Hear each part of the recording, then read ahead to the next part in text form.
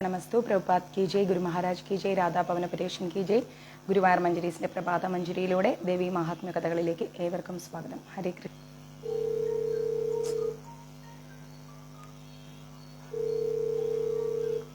ഒരു മിനിറ്റ് കേട്ടോ, കോള് വന്നു.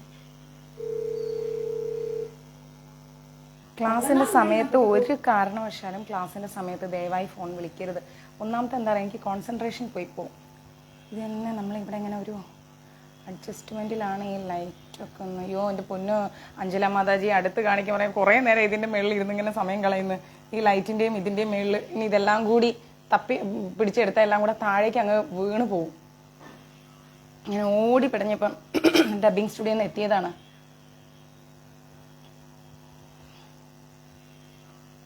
ഒരു അഡ്ജസ്റ്റ്മെൻറ്റിൽ ഇങ്ങനെ വെച്ചിരിക്കുകയാണേ.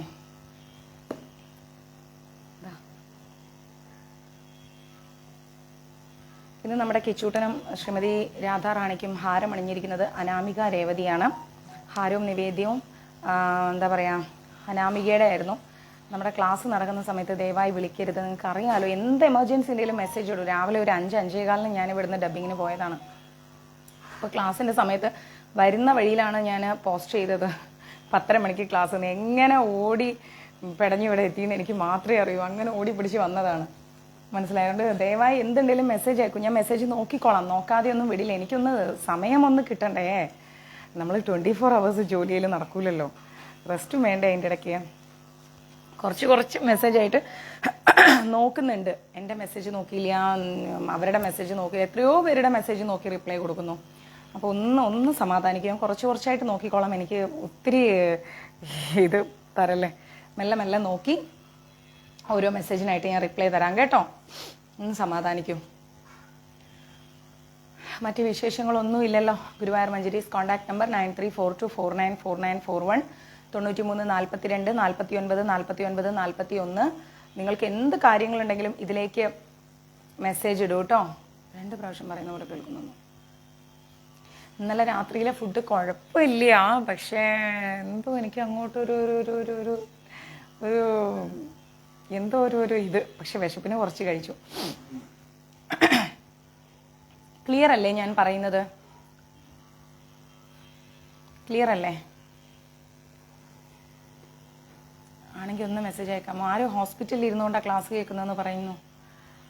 ആരോഗ്യം ശ്രദ്ധിക്കൂ കേട്ടോ. ക്ലിയർ ആണല്ലോ അല്ലേ? Yes, okay. പിന്നെ എന്താ പറയുക, വേറെ വിശേഷം എന്ന് പറഞ്ഞാൽ ഈ മാസം 21 തീയതി മുതൽ മാർച്ച് 2 വരേക്കും എല്ലാവർക്കും അറിയാം എന്താണ് ഗുരുവായൂർ അമ്പലത്തിൽ ഉത്സവമാണ് അല്ലേ. അപ്പം റൂംസിനൊക്കെ നല്ല റഷായിരിക്കും. ലാസ്റ്റ് മൊമെൻറ്റിലൊന്നും വന്നിട്ട് ദൈവത്തോർത്ത് റൂം ചോദിക്കല്ലേ പ്ലീസ്. ഇത് ഇന്നലെ മെനയാന്നും ഒക്കെ നിങ്ങൾ ചെയ്ത പരിപാടി ഇതാണ്. എല്ലാവരെയും ഞാൻ കുറ്റം പറയുന്നില്ല. പലരും മാതാജി ഞങ്ങൾ ബസ്സിലാണേ, റൂം വേണം, ദൈവത്തോർത്ത് ഇങ്ങനത്തെ സ്ട്രെസ്സൊന്നും തരരുത്. ആവശ്യത്തിലേറെ സ്ട്രെസ് ഉണ്ട്, അതിൻ്റെ ഇടയ്ക്ക് വേറെ സ്ട്രെസ് തരരുത്. ഓക്കെ. യോ ഓണർ ആൻറ്റി വിളിക്കുന്നുണ്ട് റെൻറ്റിന്. ഒരു മിനിറ്റ് കേട്ടോ. ആൻറ്റി മധ്യാഹ്നം എടുത്ത് കൊടുക്കുற ആൻറ്റി, ക്ലാസ്സിൽ ഇருக்கு. ഹലോ. വേറൊരു തൊല്ല. 10 തീയതി 11 തീയതി പറഞ്ഞാ അപ്പം വിളിച്ചോളൂ. ഒരു മിനിറ്റ് കേട്ടോ. ഇതൊക്കെയാണ് ഇവിടുത്തെ പ്രശ്നം. അപ്പം അതുകൊണ്ട് അതൊക്കെ ഒന്ന് ശ്രദ്ധിക്കണം. ഇല്ല മാതാജി ഒന്നും കഴിക്കാൻ പറ്റിയില്ല. ഞാൻ 5:30 മണിയാകുമ്പോഴത്തേക്കും ഒരു കാപ്പിയും കുടിച്ചുകൊണ്ട് ഓടിപ്പോയതാണ്. അങ്ങനെ ഓടിപ്പോതെ ഇപ്പോൾ ഓടിയാണ്. ആൻറ്റി ഞാൻ മധ്യാഹ്നം എടുത്ത് കൊടുക്കറേ, ക്ലാസ്സിലിരിക്കാം ആൻറ്റി. ഒരു 2 മണിക്ക് എടുത്ത് കൊടുക്ക. ശരി ആൻറ്റി, 2 മണിക്ക് എടുത്ത് കൊടുക്കറ ആൻറ്റി. ഇങ്ങ இருக்க நீங்க 2 நாளா பார்க்கவே இல்லை ஆண்டி. அப்படியா? சரி ஆண்டி, நான் கிளாஸ் முடிச்சிட்டு வந்து எடுத்து கொடுக்குறேன் ஆண்டி. Okay aunty, by. പാവം അതിന് ലോണുണ്ട്, 1008 ലോണുണ്ട് എൻ്റെ ഹൗസ് ഓണർക്ക്. ഞാൻ മാത്രമാണ് ഈ ബിൽഡിങ്ങിൽ, ഞാനും പ്രിയ ചേച്ചിയും വേറെ ഒരാളും മാത്രമാണ് റെൻറ്റ് കറക്റ്റ് കൊടുക്കുന്നത്.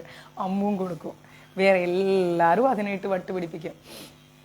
എപ്പോഴും ഇവിടെ വരും, ഭഗവാനെ കണ്ടിട്ട് പോകും. ഇന്നലെ പ്രിയ ചേച്ചിയും ഹൗസ് ഓണർ അപ്പയും വന്ന് ഭഗവാനെ ബട്ടറൊക്കെ വെച്ചിട്ട് പോയി.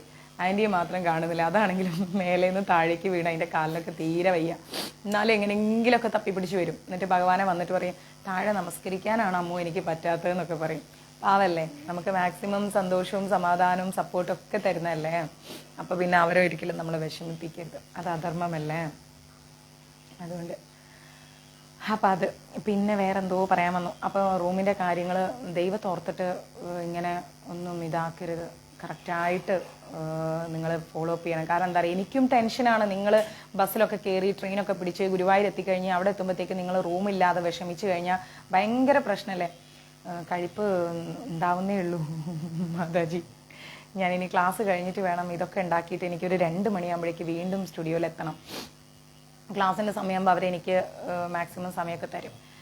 ഒരു 3 മണിക്കൊക്കെ എത്തിയാൽ മതി. അപ്പോഴേക്കും ഉണ്ടാക്കണം. ഞാൻ ചോറ് വന്ന ഉടനെ തന്നെ വേഗം പോയി ചോറിന് അരിയിട്ട് തക്കാളി കറി ഇരിപ്പുണ്ട് ഇന്നലത്തെ, അത് ചൂടാക്കിയാൽ മതി. കിച്ചുവിന് മാത്രം ലേശം മോര് കാച്ചാൻ വെച്ചിട്ടുണ്ട്. തക്കാളി കറി ഇന്നലത്തെ തോരനും ഇരിക്കുന്നുണ്ട്, അപ്പോൾ അതും ചൂടാക്കി ഒരു പപ്പടവും വറുത്ത് കുറച്ച് അച്ചാറും വെച്ചാൽ ഇന്നത്തെ കാര്യം കഴിഞ്ഞു. മറ്റേത് എനിക്ക് വിശദമായി ഉണ്ടാക്കാനുള്ള നേരമില്ല. അപ്പം അങ്ങനെ തുടങ്ങാട്ടോ. ഒരു 5 മിനിറ്റ് ഓടി വന്നതിൻ്റെ ആ ഒരു എക്സൈറ്റഡ് ആയിട്ടിരിക്കുന്ന ഒരവസ്ഥ. അപ്പം അങ്ങനെയൊക്കെ എല്ലാവരും ഒന്ന് ശ്രദ്ധിക്കണം. പിന്നെ നിങ്ങൾക്ക് കല്യാണങ്ങളോ മറ്റെന്ത് കാര്യം ഉണ്ടെങ്കിലും നിങ്ങളൊന്നും അരി വാങ്ങിച്ചില്ല. ഇവിടെ കുറച്ച് മട്ട അരി ഇരിക്കുന്നുണ്ടായിരുന്നു. അത് ഞാൻ എന്ത് ചെയ്തു, കൊണ്ടുപോയി വെയിലത്തൊക്കെ ഇട്ട് ഇന്നലെ ഒന്ന് സെറ്റാക്കി എടുത്തു. അപ്പം അത് നമുക്ക് ചോറ് വയ്ക്കാം, കുഴപ്പമില്ല. ഞാൻ അങ്ങനെ കുറച്ച് പഴയതായി ബാലൻസ് ആയി കഴിഞ്ഞാൽ ആ അരി ഞാൻ എന്ത് വെച്ച് കഴിഞ്ഞാൽ കഴുകി ഉണക്കി വെള്ളത്തിലിട്ട് വെച്ചിട്ട് പിറ്റേന്ന് എടുത്തിട്ട് മിക്സിയിൽ അരയ്ക്കും. വെറുതെ അരയ്ക്കില്ല, അല്ല വെള്ളം ഒഴിച്ച് അരയ്ക്കില്ല, വെറുതെ ഒന്ന് അരച്ചെടുത്താൽ നല്ല സോഫ്റ്റ് പുട്ടുപൊടിയായി കിട്ടും. പക്ഷെ ആ അരി ഇപ്പം ഞാൻ ചോറിനെടുത്ത് കളയണ്ടല്ലോ, ഇവിടെ ഭയങ്കര വിലയാണ് കേരളത്തിലായിരിക്കും. ഇനിയിപ്പം നാട്ടിൽ പോയി വരുമ്പോൾ നമുക്കൊരു 19 കിലോ അരി അവിടെ നിന്ന് വാങ്ങിച്ചുകൊണ്ട് വരാം. കെട്ടിച്ചുമന്നുകൊണ്ട് വരാൻ ബുദ്ധിമുട്ടാണ്, എന്നാലും ശരി, പ്രശ്നമില്ലല്ലോ. അരിയും പപ്പടവും മുളക് പൊടിയൊക്കെ ഞാൻ അവിടെ നിന്നാണ് കൊണ്ടുവരാം. മുളക് പൊടി പിന്നെ അമ്മയുടെ തലക്കിടും, അമ്മ പിന്നെ എന്തെങ്കിലുമൊക്കെ ചെയ്യും. ഒരു 2 കിലോ മുളകും 750 മല്ലിയും കൂടെ ഒരുമിച്ച് പൊടിച്ചിടും അമ്മ. അപ്പോൾ പിന്നെ അത് വെച്ച് എങ്ങനെയെങ്കിലും മുന്നോട്ടങ്ങ് പോവും. മുളകിൻ്റെ കാര്യത്തിൽ ടെൻഷനില്ല. വെളിച്ചെണ്ണയൊക്കെ ഞാൻ പിന്നെ അവിടെ നിന്ന് കൊണ്ടുവരും. പിന്നെ പഞ്ചസാരയൊക്കെ വീട്ടിൽ അമ്മമ്മയുടെ അവിടെ പോയി കഴിഞ്ഞാൽ അമ്മയൊക്കെ റേഷൻ കടയിലുള്ളവരല്ലേ, അതല്ല റേഷൻ കാർഡുള്ളവരല്ലേ, അപ്പോൾ അവരോട് എങ്ങനെയും മേടിക്കും. പിന്നെ ഇവിടെ ഹസ്ബൻഡിൻ്റെ വീട്ടിൽ പോയാൽ അവരവിടെ നിന്ന് പരിപ്പൊക്കെ തരും, അവിടെ പരിപ്പൊക്കെ കിട്ടും. അപ്പോൾ ചേച്ചി പരിപ്പ് അങ്ങനെയുള്ള കുറച്ച് ഇത്യാദി സാധനങ്ങളൊക്കെ ചേച്ചിയും തരും. അങ്ങനെ എല്ലാം കൂടെ പിന്നെ ഞങ്ങളെല്ലാവരും കൂടെ അങ്ങനെ പോകും. ഇവിടെ ഞാൻ എപ്പോഴും 2-3 പേർക്കുള്ള ഭക്ഷണം എക്സ്ട്രാ ഉണ്ടാക്കി വെക്കും. കാരണം ആരെങ്കിലും ഇങ്ങനെ ഈ അടിച്ചു വാരുന്നവർ, തുടയ്ക്കാൻ വരുന്ന പാവങ്ങളൊക്കെ ഉണ്ട്, അവർക്കൊന്നും ഒരു ഗതിയും പരഗതിയും ഇല്ല, വെറും പാവങ്ങളാണ്. അപ്പോൾ അവർക്കൊക്കെ ഞാൻ ഭക്ഷണം കൊടുക്കും. നമ്മുടെ കാഞ്ചിയമ്മൊക്കെ വരും, അമ്മു ഏതാവത് ഇരുന്നാൽ കൂടെ അമ്മു എന്നും പറഞ്ഞുകൊണ്ട് വരും. അപ്പോൾ അവർക്ക് ഞാൻ ചോറ്, പുട്ട്, അങ്ങനെ പല പല സാധനങ്ങളൊക്കെ ഞാൻ കൊടുക്കും. അവരൊക്കെ കഴിക്കുമ്പോൾ പാവങ്ങളല്ലേ, അവരൊക്കെ കഴിക്കും. അതെനിക്കൊരു സന്തോഷമാണ്. ഇവിടെ വന്ന് എല്ലാവരും ഭക്ഷണം കഴിക്കുമ്പോൾ ഞാൻ ഇരന്ന് കൊണ്ടുവരാണെങ്കിലും അവർ കഴിക്കുമ്പോൾ എനിക്കൊരു സന്തോഷമാണ്. അങ്ങനെ പിന്നെ പച്ചക്കറി ഇതൊക്കെ മേടിച്ച്, എന്നാലും നമുക്ക് കുറേ ഇങ്ങനെ എക്സ്പെൻസുകളാണ്. പക്ഷേ ചെന്നൈയിൽ ലിവിങ് കോസ്റ്റ് കുറവാണ്, എന്നാലും ഇപ്പോൾ കുറച്ച് ഒരിത്തിരി കൂടുതലാണ്. അതെ, നമുക്കിങ്ങനെ എന്താ പറയുക, ഇവിടെ കഷ്ടപ്പെട്ട് നമ്മൾ ഉറക്കവും ഊണും ഉപേക്ഷിച്ച് രാത്രിയും പകലൊന്നും ഇല്ലാതെ ജോലി ചെയ്തിട്ട് നമ്മൾ വായിക്ക് രുചിയുള്ള ഭക്ഷണത്തിൻ്റെ പിന്നാലെ ഓടിക്കഴിഞ്ഞാൽ അത് ശരിയാവില്ലല്ലോ. നാട്ടിലുള്ളവരുടെ കാര്യം നമ്മൾ നോക്കണ്ട. അച്ഛൻ്റെ മരുന്ന്, അമ്മയുടെ മരുന്ന്, ആങ്ങളയുടെ കുട്ടിയുടെ മരുന്ന്, അങ്ങനെ കുറേ സംഭവങ്ങളുണ്ട്. അപ്പം അതെല്ലാം നമ്മൾ നോക്കണമെങ്കിൽ നമ്മൾ കുറച്ചിങ്ങനെ ഒന്ന് ഒതുങ്ങി ജീവിക്കുന്നത് നല്ലതാണ്. അപ്പം അങ്ങനെ പിന്നെ റൂമിൻ്റെ കാര്യമൊക്കെ ഞാൻ പറഞ്ഞത് ഓർമ്മ വയ്ക്കണം. 21 മുതൽ 2-ാം തീയതി 3-ാം തീയതി വരേക്കും നല്ല തിരക്ക് പിടിച്ച സമയമാണ്. അപ്പോൾ ഓടി വന്നൊന്നും റൂം ചോദിക്കരുത്, നേരത്തെ ബുക്ക് ചെയ്യുക. പിന്നെ കഴിയുന്നതും മഞ്ചരീസിലേക്ക് വിളിക്കുന്നവർ ഒരു 10 മണിൻ്റെ ഉള്ളിൽ വിളിക്കാൻ ശ്രമിക്കുക. കാരണം ഞാനും ക്ലാസ് കഴിഞ്ഞ് കുറച്ചേരം കിടക്കുന്ന സമയമാണ്. കോൾ വരുമ്പോൾ എനിക്കും എടുക്കാതിരിക്കണം എന്നുള്ളൊരു മൈൻഡ്, ഒരു വിഷമം ഉണ്ടാവും. പിന്നെ മാക്സിമം എനിക്ക് മെസ്സേജിലൂടെ കമ്മ്യൂണിക്കേറ്റ് ചെയ്യാൻ ശ്രമിക്കാം. കാരണം വീട്ടിലെ ജോലിയും പുറത്തുള്ള ജോലിയും അന്നദാനം കൊടുക്കലും അവിടുത്തെ കുക്കിങ്ങും ക്ലീനിങ്ങും പർച്ചേസും എല്ലാം കൂടി ആകുമ്പോഴേക്കും കോൾസിൻ്റെ മുകളിൽ കോൾസ് ആയിക്കഴിഞ്ഞാൽ എനിക്കിതിങ്ങനെ പിടിച്ചുകൊണ്ടിരിക്കാൻ കഴിയില്ല. അപ്പം മാക്സിമം മെസ്സേജായിട്ട് തരിക. മെസ്സേജുകൾ ഇനിയും കുറേ നോക്കാനുണ്ട്, ഒരു 1000-ൻ്റെ അടുത്ത് മെസ്സേജ് നോക്കാനുണ്ട്, ഞാൻ നോക്കിക്കോളാം. പിന്നെ നമ്മൾ പച്ചക്കറി കൊടുത്തുകൊണ്ടിരിക്കുന്ന ക്ഷേത്രത്തിൻ്റെ സപ്താഹത്തിൻ്റെ ഡീറ്റെയിൽ എല്ലാം ഞാൻ ഗ്രൂപ്പിൽ പോസ്റ്റ് ചെയ്തിട്ടുണ്ട്. അപ്പോൾ അതൊക്കെ എല്ലാവരും കാണുക. പിന്നെ നമ്മുടെ ലൈവ് മാക്സിമം ഷെയർ ചെയ്യുക. പിന്നെ നിങ്ങൾക്ക് വളരെ ഒത്തിരി ഹാപ്പി ആവുന്ന ഒരു സന്തോഷ വാർത്തയുണ്ട്. അത് ഞാൻ കുറച്ചും കൂടെ എന്താ പറയുന്നത് കുറച്ചും കൂടെ ദിവസങ്ങൾ കഴിഞ്ഞിട്ട് നിങ്ങൾക്ക് ഞാനത് പറഞ്ഞു തരാം, എന്താണ് സന്തോഷ വാർത്ത എന്നുള്ളത്. പിന്നെ ഗുരുവായൂർ ഉത്സവത്തിന് എല്ലാവരും ഭഗവാനെ പോയി തൊഴാൻ ശ്രമിക്കുക. കാരണം ഭഗവാന്റെ ഉത്സവമാണ്, ഉത്സവ സമയമാണ്, ആരും മിസ് ചെയ്യരുത്. തിരക്കാണെന്നൊന്നും ഓർത്തിട്ട് പോകാതിരിക്കരുത്. പോവുക, ആ തിരുനടയിൽ ചെല്ലുക. ഉള്ളിൽ കയറാൻ പറ്റുന്നുണ്ടോ ഇല്ലേ എന്നുള്ളതൊന്നല്ല, ഭഗവാന്റെ ആ തിരുനടയിൽ നമുക്ക് കാലുകുത്താൻ പറ്റുന്നുണ്ടോ അത്രമാത്രം നോക്കിയാൽ മതി. അപ്പോൾ ഒന്ന് ഭഗവാനെ പോയി തൊഴുക, അവിടുത്തെ പ്രസാദം കഴിക്കുക. നല്ല കഞ്ഞിയും പുഴുക്കും ഉണ്ട്, ഭഗവാന്റെ പ്രസാദമാണ്. ഓക്കെ, അതൊക്കെ ഒന്ന് കഴിക്കുക. പിന്നെ നമ്മളിപ്പോൾ ഒരു കല്യാണ വീടൊക്കെ നമ്മളെ വിളിച്ചു കഴിഞ്ഞാൽ നമ്മൾ പോകുമല്ലോ, കല്യാണത്തിന് ഒരുങ്ങി പിടിച്ച് നമ്മൾ എങ്ങനെയെങ്കിലുമൊക്കെ പോവും. അപ്പോൾ അതേപോലെ ഭഗവാന്റെ ഒരു അതുപോലെയല്ല, അതിൻ്റെ മേലെ ഭഗവാന്റെ ഒരു വളരെ ഇമ്പോർട്ടൻ്റ് ആയിട്ടുള്ള ദിവസമാണ് 21 മുതൽ 21 കൊടിയേറ്റമാണ്. അപ്പം എല്ലാവരും പോകാൻ ശ്രമിക്കുക. ആ തിരുനടയിൽ പോയിരുന്ന് ഒരു മാലയെങ്കിലും ജപിക്കുക, കഞ്ഞിയും പുഴുക്കൊക്കെ കഴിക്കുക. ഓക്കെ, എല്ലാവരും പ്രാർത്ഥിക്കുക. അപ്പം അങ്ങനെ പോകുന്നു. നമ്മുടെ ശ്രീമദ് ദേവി ഭാഗവതം നമ്മൾ തുടങ്ങിയിട്ട് ഇന്ന് 4ാമത്തെ ദിവസമാണെന്ന് തോന്നുന്നു അല്ലേ? ഒന്ന് മെസ്സേജ് ഇടുക ആരെങ്കിലും. 4ാമത്തെയാണോ 3ാമത്തെയാണോ? ഉറപ്പായിട്ടും പ്രീതി മാതാജി മാക്സിമം എല്ലാവരും ലൈവ് ഷെയർ ചെയ്യൂ. എത്രാമത്തെ ദിവസമായി? ഇന്ന് 3ആണോ 4ആണോ? ആർക്കും ഓർമ്മയില്ല. നമ്മൾ നവാഹയജ്ഞം എന്നൊക്കെ പറഞ്ഞ് തുടങ്ങിയിട്ട്. ഉറപ്പായിട്ടും സുജു 4ാമത്തെ ദിവസം. Thank you Anju Mataji. അപ്പം ഇന്ന് 4ാമത്തെ ദിവസമാണ്. നമ്മൾ ദേവി ഭാഗവതം സ്റ്റാർട്ട് ചെയ്തിട്ട് 9 ദിവസം കൊണ്ട് തീർക്കണം എന്നുള്ളതാണ് ആഗ്രഹം. 5ആയോ? 4. അനന്തുവിന് തെറ്റി. 4 മാക്സിമം. ഗുരുവായൂരപ്പൻ്റെയും ഭഗവതിയുടെയും കാരുണ്യം ഉണ്ടെങ്കിൽ നമുക്ക് 9 ദിവസം കൊണ്ട് തീർക്കാൻ പറ്റും. നോക്കാം. ദൃഷ്ട്വാതം വിസമിതം ദേവം ശയാനം വടപത്രകേ വാചാ സസ്മിതം വാക്യം വിഷ്ണോ കിം വിസ്മിതോ ഹസ്യ മഹാശക്ത്യാ പ്രഭാവേണ ത്വം മാം വിസ്മൃതവാൻ പുരാ പ്രഭവേ പ്രളയേ ജാതേ ഭൂത്വാ ഭൂത്വാ പുനഃ പുനഃ. എന്താണ് നമുക്ക് നോക്കാം. ഞായറാഴ്ച തുടങ്ങിയല്ലേ? വ്യാസദേവൻ പറയാണ്, ഇങ്ങനെ ഭ്രമിച്ച് ആലിലയിൽ കിടക്കുന്ന വിഷ്ണുവിനോട് ദേവി പറയാണ്, എന്താണ്? ആ ഒരു ദിവസത്തേക്ക് ഞാൻ ഒരുങ്ങിയിരിക്കുകയാണെന്ന്. ഗ്രേറ്റ്. അപ്പോൾ ആലിലയിൽ ഇങ്ങനെ വിഷ്ണു ഭഗവാൻ കിടക്കുകയാണ്. അപ്പോൾ വിഷ്ണു ഭഗവാനോട് ദേവി പറയാണ്, എന്തിനാണ് നീ വിസ്മയിക്കുന്നത്? സൃഷ്ടി പ്രളയങ്ങൾ ആവർത്തിച്ചുകൊണ്ടേയിരിക്കും. സൃഷ്ടിയും പ്രളയവും ഒക്കെ ആവർത്തിച്ചുകൊണ്ടേയിരിക്കും. അപ്പോൾ നീ വീണ്ടും ജനിക്കുന്നു. മനസ്സിലായില്ലേ? ശക്തി മഹാപ്രഭാവത്താൽ നീ എന്നെ ഓരോ തവണയും വിസ്മരിക്കുകയും ചെയ്യുന്നു. നമ്മൾ പഠിച്ചതിന്റെ നേരെ ഓപ്പോസിറ്റ് ആണല്ലേ ഇപ്പൊ പോയിക്കൊണ്ടിരിക്കുന്നത്. ശക്തി മഹാപ്രഭാവത്താൽ നീ എന്നെ വിസ്മരിക്കുകയും ചെയ്യുന്നു, അതായത് മറന്നു പോവുകയും ചെയ്യുന്നു. പരാശക്തി നിർഗുണയാണ്, നീയും ഞാനും സഗുണമാണ്. സാത്വികമായ എല്ലാ ശക്തികളും എൻ്റെ പ്രഭാവമായിട്ട് നീ അറിയണം. നിന്റെ പൊക്കിൾ താമരയിൽ നിന്നും, അതായത് പൊക്കിൾ കൊടിയിൽ നിന്നും, അതിൽ വന്നിരിക്കുന്ന താമരയിൽ നിന്നും രജോ ഗുണസമ്പന്നനായ ബ്രഹ്മാവ് ഉണ്ടാവും. രജോ ഗുണസമ്പന്നനായിരിക്കുന്ന ബ്രഹ്മാവ് വരും. അദ്ദേഹമാണ് സകല ലോകങ്ങളെയും സൃഷ്ടിക്കുക. തപസ് ചെയ്ത് ലോകവും രജസിനാൽ രക്തവർണമാക്കി. തപസ് ചെയ്തിട്ട് ലോകം പോലും രക്തവർണമായി കിടക്കുകയാണ്. പഞ്ചഭൂതങ്ങളെയും പഞ്ചേന്ദ്രിയങ്ങളെയും മനസ്സു മുതലായ ആദിദേവന്മാരെയും കൊണ്ടാണ് ബ്രഹ്മാവ് ലോകം സൃഷ്ടിക്കുന്നത്. പഞ്ചഭൂതങ്ങളാലും ഒപ്പം തന്നെ പഞ്ചേന്ദ്രിയങ്ങളാലും മനസ്സുകൊണ്ടും ഒക്കെയാണ് എന്താണ് ബ്രഹ്മാവ് ലോകം സൃഷ്ടിക്കുന്നത്. സൃഷ്ടാവായിട്ട് ബ്രഹ്മാവ് ഉണ്ടാവും, സ്ഥിതി പരിപാലനത്തിനായിട്ട് ഭഗവാൻ ഉണ്ടാവും, താമസീ ശക്തിയെ സാംശീകരിച്ച രുദ്രൻ സംഹാരത്തിനുണ്ടാവും. അതായത് സൃഷ്ടി സ്ഥിതി സംഹാരം, സംഹാരത്തിനായിട്ട് രുദ്രദേവനും ഉണ്ടാവും. ഒരു കൽപ്പം അവസാനിക്കുമ്പോൾ രുദ്രൻ എല്ലാത്തിനെയും അവസാനിപ്പിക്കുന്നു. മനസ്സിലായോ?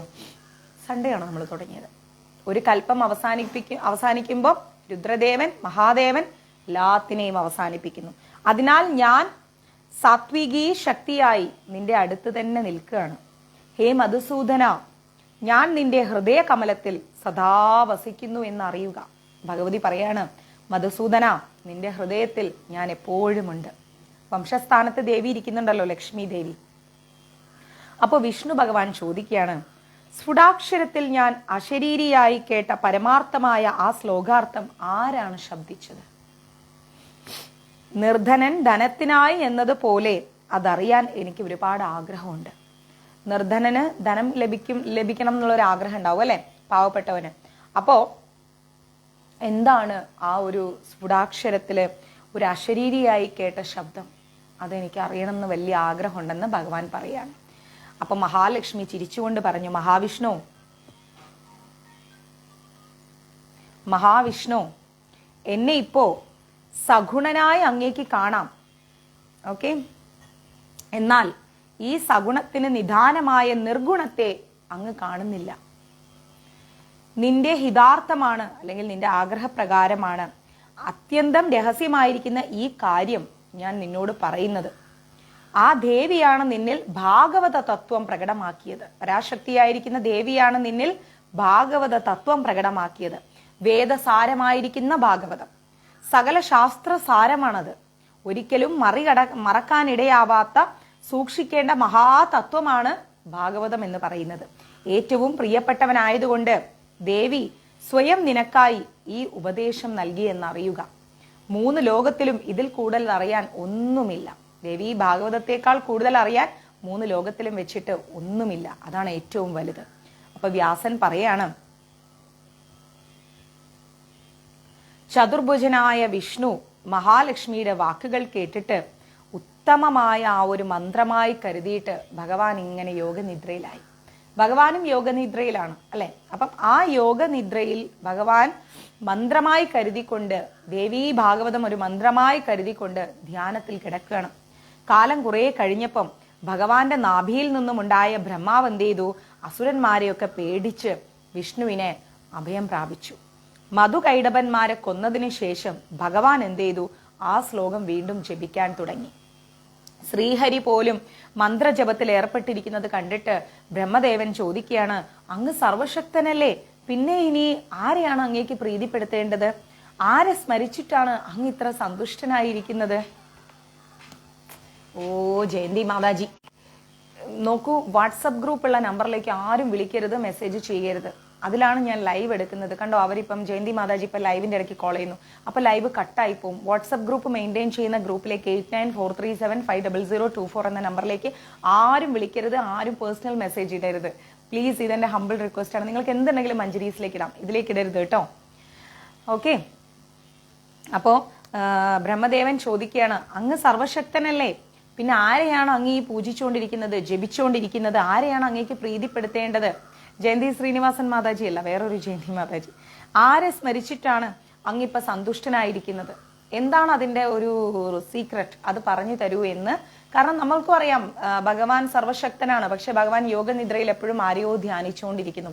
ആരെയാണ് ഭഗവാൻ ധ്യാനിക്കുന്നത്? ഇപ്പം മഹാദേവനായാലും ബ്രഹ്മദേവനാണെങ്കിലും നമുക്ക് പറയാം ഭഗവാനെയാണ് ധ്യാനിക്കണമെന്ന് പറയാം. അപ്പൊ ഭഗവാൻ ആരെ ധ്യാനിക്കുന്നു? ആരെ ധ്യാനിച്ചിട്ടാണ് ഭഗവാൻ ഇത്ര സന്തുഷ്ടനായിരിക്കുന്നത്? അപ്പൊ അത് ഇപ്പം ബ്രഹ്മദേവൻ അറിയാൻ ആഗ്രഹം പോലെ നമുക്കും അറിയാൻ ആഗ്രഹമുണ്ട് അല്ലെ. എന്റെ ആ നീല ബോട്ടിൽ വെള്ളം തരാൻ പറഞ്ഞിട്ട്. അപ്പൊ വിഷ്ണു ഭഗവാൻ പറയാണ്, എന്നിലും നിന്നിലും കുടികൊള്ളുന്ന കാര്യകാരണ രൂപിയായ ആ ശക്തിയെ, ഭഗവതിയെ, ബ്രഹ്മദേവനോട് പറഞ്ഞു കൊടുക്കാണ്, എന്നിലും നിന്നിലും കാര്യകാരണയായി കുടികൊള്ളുന്ന ആ മഹാശക്തിയെ, ആ ഭഗവതിയെയാണ് ഞാൻ ധ്യാനിക്കുന്നത്. ഈ അലയാഴിയിൽ, അതായത് ഈ മഹാസമുദ്രത്തിൽ ആരെ ആധാരമാക്കിയാണോ സഗുണയായ മഹാലക്ഷ്മി വിളങ്ങുന്നത്, ആരെ ആധാരമാക്കിയാണോ ആ ദേവി ഇവിടെ വിളങ്ങുന്നത്, ആരാണോ ചരാചര സംയുക്തയായ ഈ ഭൂമിക്ക് നിദാനമായിരിക്കുന്നത്, ഭൂമിദേവിയായി ആരാണോ വിളങ്ങുന്നത്, അവൾ പ്രസന്നയായാൽ പിന്നെ സകലർക്കും മുക്തി ലഭിക്കും. ആ ദേവിയെ നമ്മൾക്ക് പ്രീതിപ്പെടുത്താൻ സാധിച്ചാൽ എല്ലാവർക്കും മുക്തി ലഭിക്കും. അത് തന്നെയാണ് ശ്രീമതി രാധാറാണി. ഇവിടെ നമ്മൾ ദേവി ഭാഗവത്തിലൂടെ രാധാറാണി തത്വം തന്നെയാണ് നമ്മൾ പഠിക്കുന്നത്. ഓക്കെ, പരമമായ വിദ്യയും മുക്തിക്ക് കാരണമായവളും സർവത്തിന്റെ ഈശ്വരിയുമായിരിക്കുന്ന ഭഗവതി തന്നെയാണ് സംസാര ബന്ധനത്തിന്റെയും കാരണമായി വർത്തിക്കുന്നത്. ഈ സംസാര ലോകത്ത് നമ്മൾ ബന്ധിക്കപ്പെട്ടു പോകുന്നതും ആ ദേവി കാരണമാണ്, മുക്തി ലഭിക്കുന്നതും ദേവി കാരണമാണ്. എങ്ങനെയാണ് സംസാര ലോകത്തിൽ നമ്മൾ ബന്ധിക്കപ്പെടുന്നത്? ദേവി കാരണം. കാരണം ഈ ലോകം എന്ന് പറയുന്നത് എന്താ പറയാ, വർണ്ണക്കടലാസ് കൊണ്ട് പൊതിഞ്ഞ ഒരു കുപ്പിച്ചില്ലെന്ന് വേണമെങ്കിൽ പറയാം. നമുക്കത് ഏറ്റവും നല്ലൊരു എക്സാമ്പിൾ അതാണ്. വർണ്ണക്കടലാസ് കൊണ്ട് പൊതിഞ്ഞൊരു കുപ്പിച്ചില്ലാണ് ഈ ലോകം എന്ന് പറയുന്നത്. ഈ ലോകത്ത് നമ്മളെ ആകർഷിക്കാൻ ഒരുപാട് കാര്യങ്ങളുണ്ട്, ഒത്തിരി കാര്യങ്ങളുണ്ട്. ആകർഷിപ്പിച്ചു കഴിഞ്ഞാലോ, നമ്മൾ അതിലേക്ക് വീണു പോയി കഴിഞ്ഞാൽ നമുക്ക് പിന്നെ എന്താ പറയാ, റിക്കവർ ചെയ്യാന്ന് പറയുന്നത് അതിലേറെ ബുദ്ധിമുട്ടാണ്.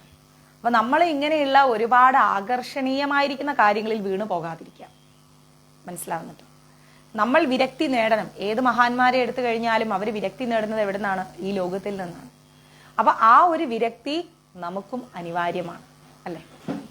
എന്നാൽ നമ്മളെ ഈ ലോകം ഇങ്ങനെ ആകർഷിപ്പിച്ചുകൊണ്ടേയിരിക്കും. ഈ ഒരു ആകർഷണീയതയിൽ നമ്മൾ വീണു പോകരുത്. ആ ഒരു വീണു പോകാത്ത അവസ്ഥയാണ് നമുക്ക് മുക്തി എന്ന് പറയുന്നത്. അപ്പൊ നമ്മളെ ഈ ലോകത്തേക്ക് ആകർഷിപ്പിക്കുന്നത് ആരാണ്? ദേവിയാണ്. കാരണം ദേവിയുടെ സൗന്ദര്യത്തിന്റെ ഒരംശത്തിന്റെയും ഏറ്റവും ചെറുത് ഈ ഭൂമിയിലുണ്ട്. അപ്പൊ ഭൂമി എത്ര മനോഹാരിതയാണ് അല്ലെ? എന്തുകൊണ്ടാണ് നമ്മൾ ഭൂമിയെ സ്ത്രീ എന്ന് സങ്കല്പിക്കുന്നത്, ഭൂമി ദേവി എന്ന് സങ്കല്പിക്കുന്നത്? ഈ ലോകത്തിന് ആധാരമായിരിക്കുന്നത് ഭഗവതിയാണ്, പ്രകൃതി ദേവിയാണ്. അപ്പൊ ആ ദേവിയുടെ സൗന്ദര്യത്തിന്റെ ഒരംശം ഈ ഭൂമിയിൽ കാണുന്നുണ്ട്. അപ്പൊ ഭൂമി അത്രയും സുന്ദരിയാണെങ്കിൽ ദേവി എത്ര സുന്ദരിയായിരിക്കും? അപ്പൊ ഈ സൗന്ദര്യത്തിലേക്ക് നമ്മൾ മനം മയങ്ങി അങ്ങ് വീണു പോയി കഴിഞ്ഞാൽ നമ്മൾ ഈ ലോകത്ത് തന്നെ കിടക്കും. അപ്പൊ നമ്മളെ ഈ സംസാര ബന്ധനത്തിലേക്ക് വീഴ്ത്തുന്നതും ദേവി തന്നെയാണ്. ഇതിലൊന്നും നമ്മൾ പെട്ടിട്ടില്ല എങ്കിൽ നമുക്ക് മുക്തി നൽകുന്നതും ദേവി തന്നെയാണ്. ക്ലിയർ? അവളുടെ ചിച്ചക്ഷ ശക്തിയിൽ നിന്ന് ഞാനും നീയും അടക്കം എല്ലാവരും ഉണ്ടായതെന്ന് യാതൊരു ശങ്കയ്ക്കും ഇടയില്ലാത്ത രീതിയിൽ നമുക്ക് പറയാൻ പറ്റും. ആ ഭഗവതിയുടെ ശക്തിയിൽ നിന്നാണ് നമ്മൾ എല്ലാവരും ഉണ്ടായിരിക്കുന്നത്. ബ്രഹ്മദേവനും മഹാദേവനും മഹാവിഷ്ണു നമ്മളെല്ലാവരും. എന്നിട്ട് വ്യാസൻ പറയാണ്, ഈ ശ്ലോകത്തിൽ പറഞ്ഞ ഭാഗവതം പരമരഹസ്യമാണ്. അത് ദ്വാപര യുഗങ്ങളിൽ വളരെയധികം ഇങ്ങനെ വിസ്തരിക്കപ്പെട്ട് കേൾക്കാൻ സാധിക്കും. ബ്രഹ്മാവ് 100 കോടി ശ്ലോകങ്ങളിൽ നാരദന് വേണ്ടി വിസ്തരിച്ചു പറഞ്ഞ ഭാഗവതത്തിന്റെ സാരാംശം എടുത്തിട്ട് 12 സ്കന്ധങ്ങളാക്കിയത് ബ്രഹ്മാവാണ്. ഓക്കെ, വേദ തുല്യമായിരിക്കുന്ന 5 ലക്ഷണങ്ങൾ തികഞ്ഞ ഈ പുരാണമാണ് നമ്മളോട് പഠിക്കാൻ പറയുന്നത്. വേദലക്ഷണങ്ങൾ തികഞ്ഞ ഈ പുരാണമാണ്, വേദ തുല്യമായിരിക്കുന്ന ഈ പുരാണമാണ് നമ്മൾ പഠിക്കേണ്ടത്. തത്വജ്ഞാനങ്ങൾ നിറഞ്ഞതും വേദാർത്ഥങ്ങളിൽ സമ്പന്നവുമാണ് ഭാഗവതം. വൃത്രാസുരവധം, അങ്ങനെയുള്ള ഒരുപാട് കഥകൾ, ബ്രഹ്മവിദ്യയുടെ സംക്ഷിപ്തി രൂപം, അതായത് പൂർണ്ണമായിരിക്കുന്ന രൂപം എല്ലാം നമുക്ക് ഈ ദേവീ ഭാഗവതത്തിൽ നിന്ന് കിട്ടും. അജ്ഞാനം ഇല്ലാതാക്കുന്ന, അറിവില്ലായ്മ ഇല്ലാതാക്കുന്ന 18,000 ശ്ലോകങ്ങളും നമ്മളോട് പഠിക്കാൻ പറയുന്നുണ്ട്. മംഗളപ്രദമാണ്. തലമുറകളെ പോലും അനുഗ്രഹീതരാക്കുന്ന ഈ ഒരു ഗ്രന്ഥം, ഈ ഒരു ഭാഗവതം നമ്മൾ പഠിക്കുകയാണെങ്കിൽ നമ്മുടെ ജീവിതമേ സമാധാനത്തിലേക്ക് പോകും. മംഗളപ്രദമാണെന്ന് മാത്രമല്ല, ഈ ഒരു ഗ്രന്ഥം പഠിക്കുന്നവർക്ക്, കേൾക്കുന്നവർക്ക് ശാന്തി സുഖ സമ്പത്തുകൾ പ്രദാനം ചെയ്യും. ശാന്തിയും സുഖവും സമ്പത്തും എല്ലാം നമുക്ക് ലഭിക്കും. ലോമഹർഷണന്റെ പുത്രനായിരിക്കുന്ന ഈ പുണ്യാത്മാവ് എൻ്റെ ശിഷ്യനാണ്, അവനും നിന്നോടൊപ്പം ഈ പുരാണം പഠിക്കട്ടെ. എന്നിട്ട് സൂതൻ പറയാണ്, ഇങ്ങനെ മകനോട് പറഞ്ഞിട്ട് വ്യാസൻ ഞങ്ങളെ ഈ പുരാണം പഠിപ്പിച്ചു. പുരാണം പഠിച്ച ശേഷം ശുഗൻ എന്ത് ചെയ്തു? കർമ്മത്തിലൊന്നും ശ്രദ്ധയില്ലാതെ വ്യാസന്റെ ആശ്രമത്തിൽ അങ്ങനെ ജീവിച്ചു വരികയാണ്. ഭക്ഷണത്തിൽ താല്പര്യമില്ലാതെ സദാസമയവും ഇങ്ങനെ മൗനം ഭജിച്ചുകൊണ്ട് ശുഗൻ അവിടെ തന്നെ ഇരുന്നു. ഭക്ഷണം പോലും കഴിക്കാൻ ശുഗൻ ഇഷ്ടപ്പെടുന്നില്ല. ഇങ്ങനെ ഇരിക്കുന്ന മകനോട് വ്യാസൻ ചോദിച്ചു, മകനെ, നിന്നെ അലട്ടുന്ന വിഷയം എന്താണ്? നീ എന്താണ് ഭക്ഷണത്തിൽ പോലും ശ്രദ്ധിക്കാതെ ഇങ്ങനെ മൗനമായി കൊണ്ടിരിക്കുന്നത്? എന്താണ് നിന്നെ അലട്ടുന്ന കാര്യം? നിന്റെ അച്ഛനായ ഞാനുള്ളപ്പോ കടം കയറി പൊറുതി മുട്ടിയ ദരിദ്രന്റെ ഭാവത്തില്, കടം കയറി അങ്ങനെ പൊറുതി മുട്ടിയിരിക്കുന്ന ഒരു ദരിദ്രനെ പോലെ നീ ഇങ്ങനെ വിഷമിക്കുന്നത് എന്തിനാണ്? നിന്റെ അച്ഛനായ ഞാൻ ജീവിച്ചിരിക്കുന്നില്ലേ? വേണ്ടതുപോലെ സുഖമൊക്കെ ആസ്വദിച്ചിട്ട് നീ ശാസ്ത്രപോക്തങ്ങളായിരിക്കുന്ന കാര്യങ്ങളെ പറ്റിയൊക്കെ നീ ചിന്തിച്ച് ജീവിക്ക്. നീ ഇങ്ങനെ മൗനമായി ഇരിക്കരുത്. അങ്ങനെ ജ്ഞാനത്തെ ആത്മാനുഭൂതിയാക്കി മാറ്റൂ. ആ ഒരു ലഭിക്കുന്ന ജ്ഞാനം, അറിവിനെ നീ ഇങ്ങനെ ആനന്ദമാക്കി മാറ്റുമോനെ. അല്ലാണ്ട് നീ ഇങ്ങനെ എൻ്റെ ഉപദേശവും കൊണ്ടൊന്നും നീ മാറുന്നില്ല, നിനക്ക് ശാന്തി കിട്ടുന്നില്ല എന്നാണെങ്കിൽ നീ പോയിട്ട് ജനകനെ ചെന്ന് കാണും. സത്യവാനും ജീവമുക്തനും വിദേഹനുമായിരിക്കുന്ന ആ ആത്മാവ്, ആ മഹാത്മാവ് നിന്റെ വിഷമങ്ങളെല്ലാം മാറ്റിത്തരും. വ്യാസൻ ഇങ്ങനെ പറഞ്ഞപ്പം ശുഗൻ ഒരു സംശയം, ജനകൻ രാജാവല്ലേ? നാടുവാഴുന്ന രാജാവ് ജീവൻ മുക്തനാണെന്നോ? മിക്കവാറും അത് പൊങ്ങച്ചം പറച്ചിലാവാനേ സാധ്യതയുള്ളൂ. വിദേഹൻ രാജ്യം ഭരിക്കുന്നു എന്ന് പറയുന്നത് വന്ധ്യാപുത്രൻ എന്ന് പറയുന്നത് പോലെ അസംബന്ധമല്ലേ? എന്നാലും ഈ ജനക മഹാരാജാവിനെ എനിക്കൊന്ന് കാണണം, അച്ഛൻ പറഞ്ഞ സ്ഥിതിക്ക്. താമരയിലയിൽ ജലം എന്നതുപോലെ അദ്ദേഹം സംസാരത്തിൽ വർത്തിക്കുന്നത് എങ്ങനെയാണെന്ന് എനിക്ക് അറിയണം. ഈ ലോകത്ത് ഈ ജനക മഹാരാജാവ് എങ്ങനെയാണ് ഇങ്ങനെ ജീവിച്ചു പോകുന്നതെന്ന് എനിക്ക് അറിയണം. വിദേഹൻ എന്ന് പറഞ്ഞാൽ ശരീരം നശിച്ചവൻ എന്നാണല്ലോ. അനുഭവങ്ങൾ നിറഞ്ഞ ഈ ലൗകിക ജീവിതം എങ്ങനെ നമുക്ക് ഒഴിവാക്കാൻ പറ്റും? ഇന്ദ്രിയ വ്യാപാരം, ഇന്ദ്രിയങ്ങൾ കൊണ്ട് നമ്മൾ പല പല പല കാര്യങ്ങളിൽ പോയി പെടുന്നു. അതെങ്ങനെ അവസാനിപ്പിക്കാൻ പറ്റും? ഇന്ദ്രിയങ്ങളിൽ നിന്ന് നമുക്ക് എങ്ങനെ ഒരു മുക്തി ലഭിക്കും? അദ്ദേഹത്തിന് ഭാര്യ, അമ്മ, മകൻ, വേശ്യ എന്നിങ്ങനെയുള്ള ഭേദബുദ്ധി അതൊന്നും ഇല്ലെന്നാണോ അങ്ങ് പറയുന്നത്? ജനകൻ ഇതൊന്നും ഇല്ലെന്നാണോ പറയുന്നത്? അല്ല, ഭേദബുദ്ധി ഉണ്ടെങ്കിൽ പിന്നെ അദ്ദേഹം എങ്ങനെ ജീവൻ മുക്തനാകും? രസം അറിയുന്നവൻ നാവുകൾ അനുഭവിക്കുന്നു എന്നുള്ളത് നിശ്ചയം തന്നെയാണ് അല്ലെ. എങ്ങനെയായാലും നമ്മൾ ഭക്ഷണം കഴിക്കുമ്പോൾ നാവിന്റെ രുചി നമ്മളത് അറിയുന്നുണ്ട്. അതുപോലെ ശീതോക്ഷണ സുഖ ദുഃഖങ്ങൾ വിവേചിച്ചറിയുവാൻ എങ്ങനെയാണ് ജീവന് സാധിക്കുക? കള്ളനെയും യോഗിയെയും ഒക്കെ നമുക്ക് ഒരുപോലെ കാണാൻ പറ്റുമോ? ജനകൻ എന്ന് പറയുന്ന രാജാവാണ്. അമ്മയും ഭാര്യയും ബന്ധുവും മക്കളും എല്ലാം ഉണ്ട്. ബിന്ദുമ്മ എങ്ങോട്ടാണ്? ബിന്ദുമ്മ ഇവിടെ വരൂ. ആ ശബ്ദം നമ്മുടേതല്ല, തൊട്ടപ്പുറത്തെ വീട്ടിൽ പാത്രം വെക്കുന്ന ശബ്ദമാണ്. അപ്പുറത്തെ വീട്ടിൽ പാത്രം വെച്ചതിന് ഇവിടുന്ന് ഓടുന്നു. അപ്പൊ കള്ളനെ യോഗിയെ ഒന്നും നമ്മൾ ഒരുപോലെ കാണരുത്, മനസ്സിലായില്ലേ? പിന്നെ എങ്ങനെയാണ് ജനക മഹാരാജാവിനെ ഞാനിങ്ങനെ ഒരു എന്താ പറയാ ഇതുപോലെ ഒരു ജീവമുക്ത ആത്മാവ് എന്നൊക്കെ പറഞ്ഞ് കാണുന്നത്? എനിക്കത് മനസ്സിലാവുന്നില്ല. അദ്ദേഹം രാജ്യം ഭരിച്ചുകൊണ്ട് ജീവിക്കുന്ന ഒരു സാധാരണ ഒരു വ്യക്തിയല്ലേ? അതും ഒരു രാജാവിന് എങ്ങനെയാണ് എൻ്റെ ഈ സംശയമൊക്കെ തീർത്തു തരാൻ പറ്റുക? ഗൃഹസ്ഥാശ്രമിയായ രാജാവ് എങ്ങനെയാണ് മുക്തനാവുക? അദ്ദേഹം ഗൃഹസ്ഥാശ്രമിയല്ലേ, പിന്നെ എങ്ങനെ അദ്ദേഹം മുക്തി പ്രാപിക്കും? അതും ആ നൃപനെ എനിക്ക് കാണാൻ വലിയ ആഗ്രഹമുണ്ട്. അതെനിക്ക് നിർബന്ധമാണ്. ഞാൻ മിഥിലയ്ക്ക് പോവാണ്. ജീവമുക്തനായിരിക്കുന്ന ഒരാളെ ഞാൻ ഇതുവരെ കണ്ടിട്ടില്ല.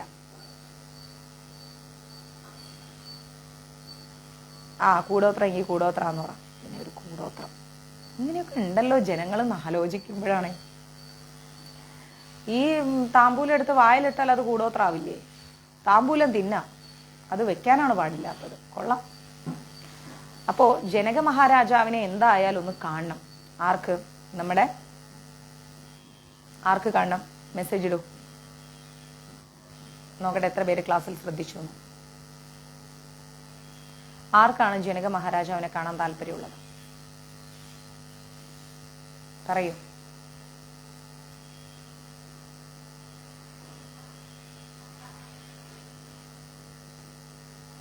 അത് ശ്രദ്ധിച്ചില്ല.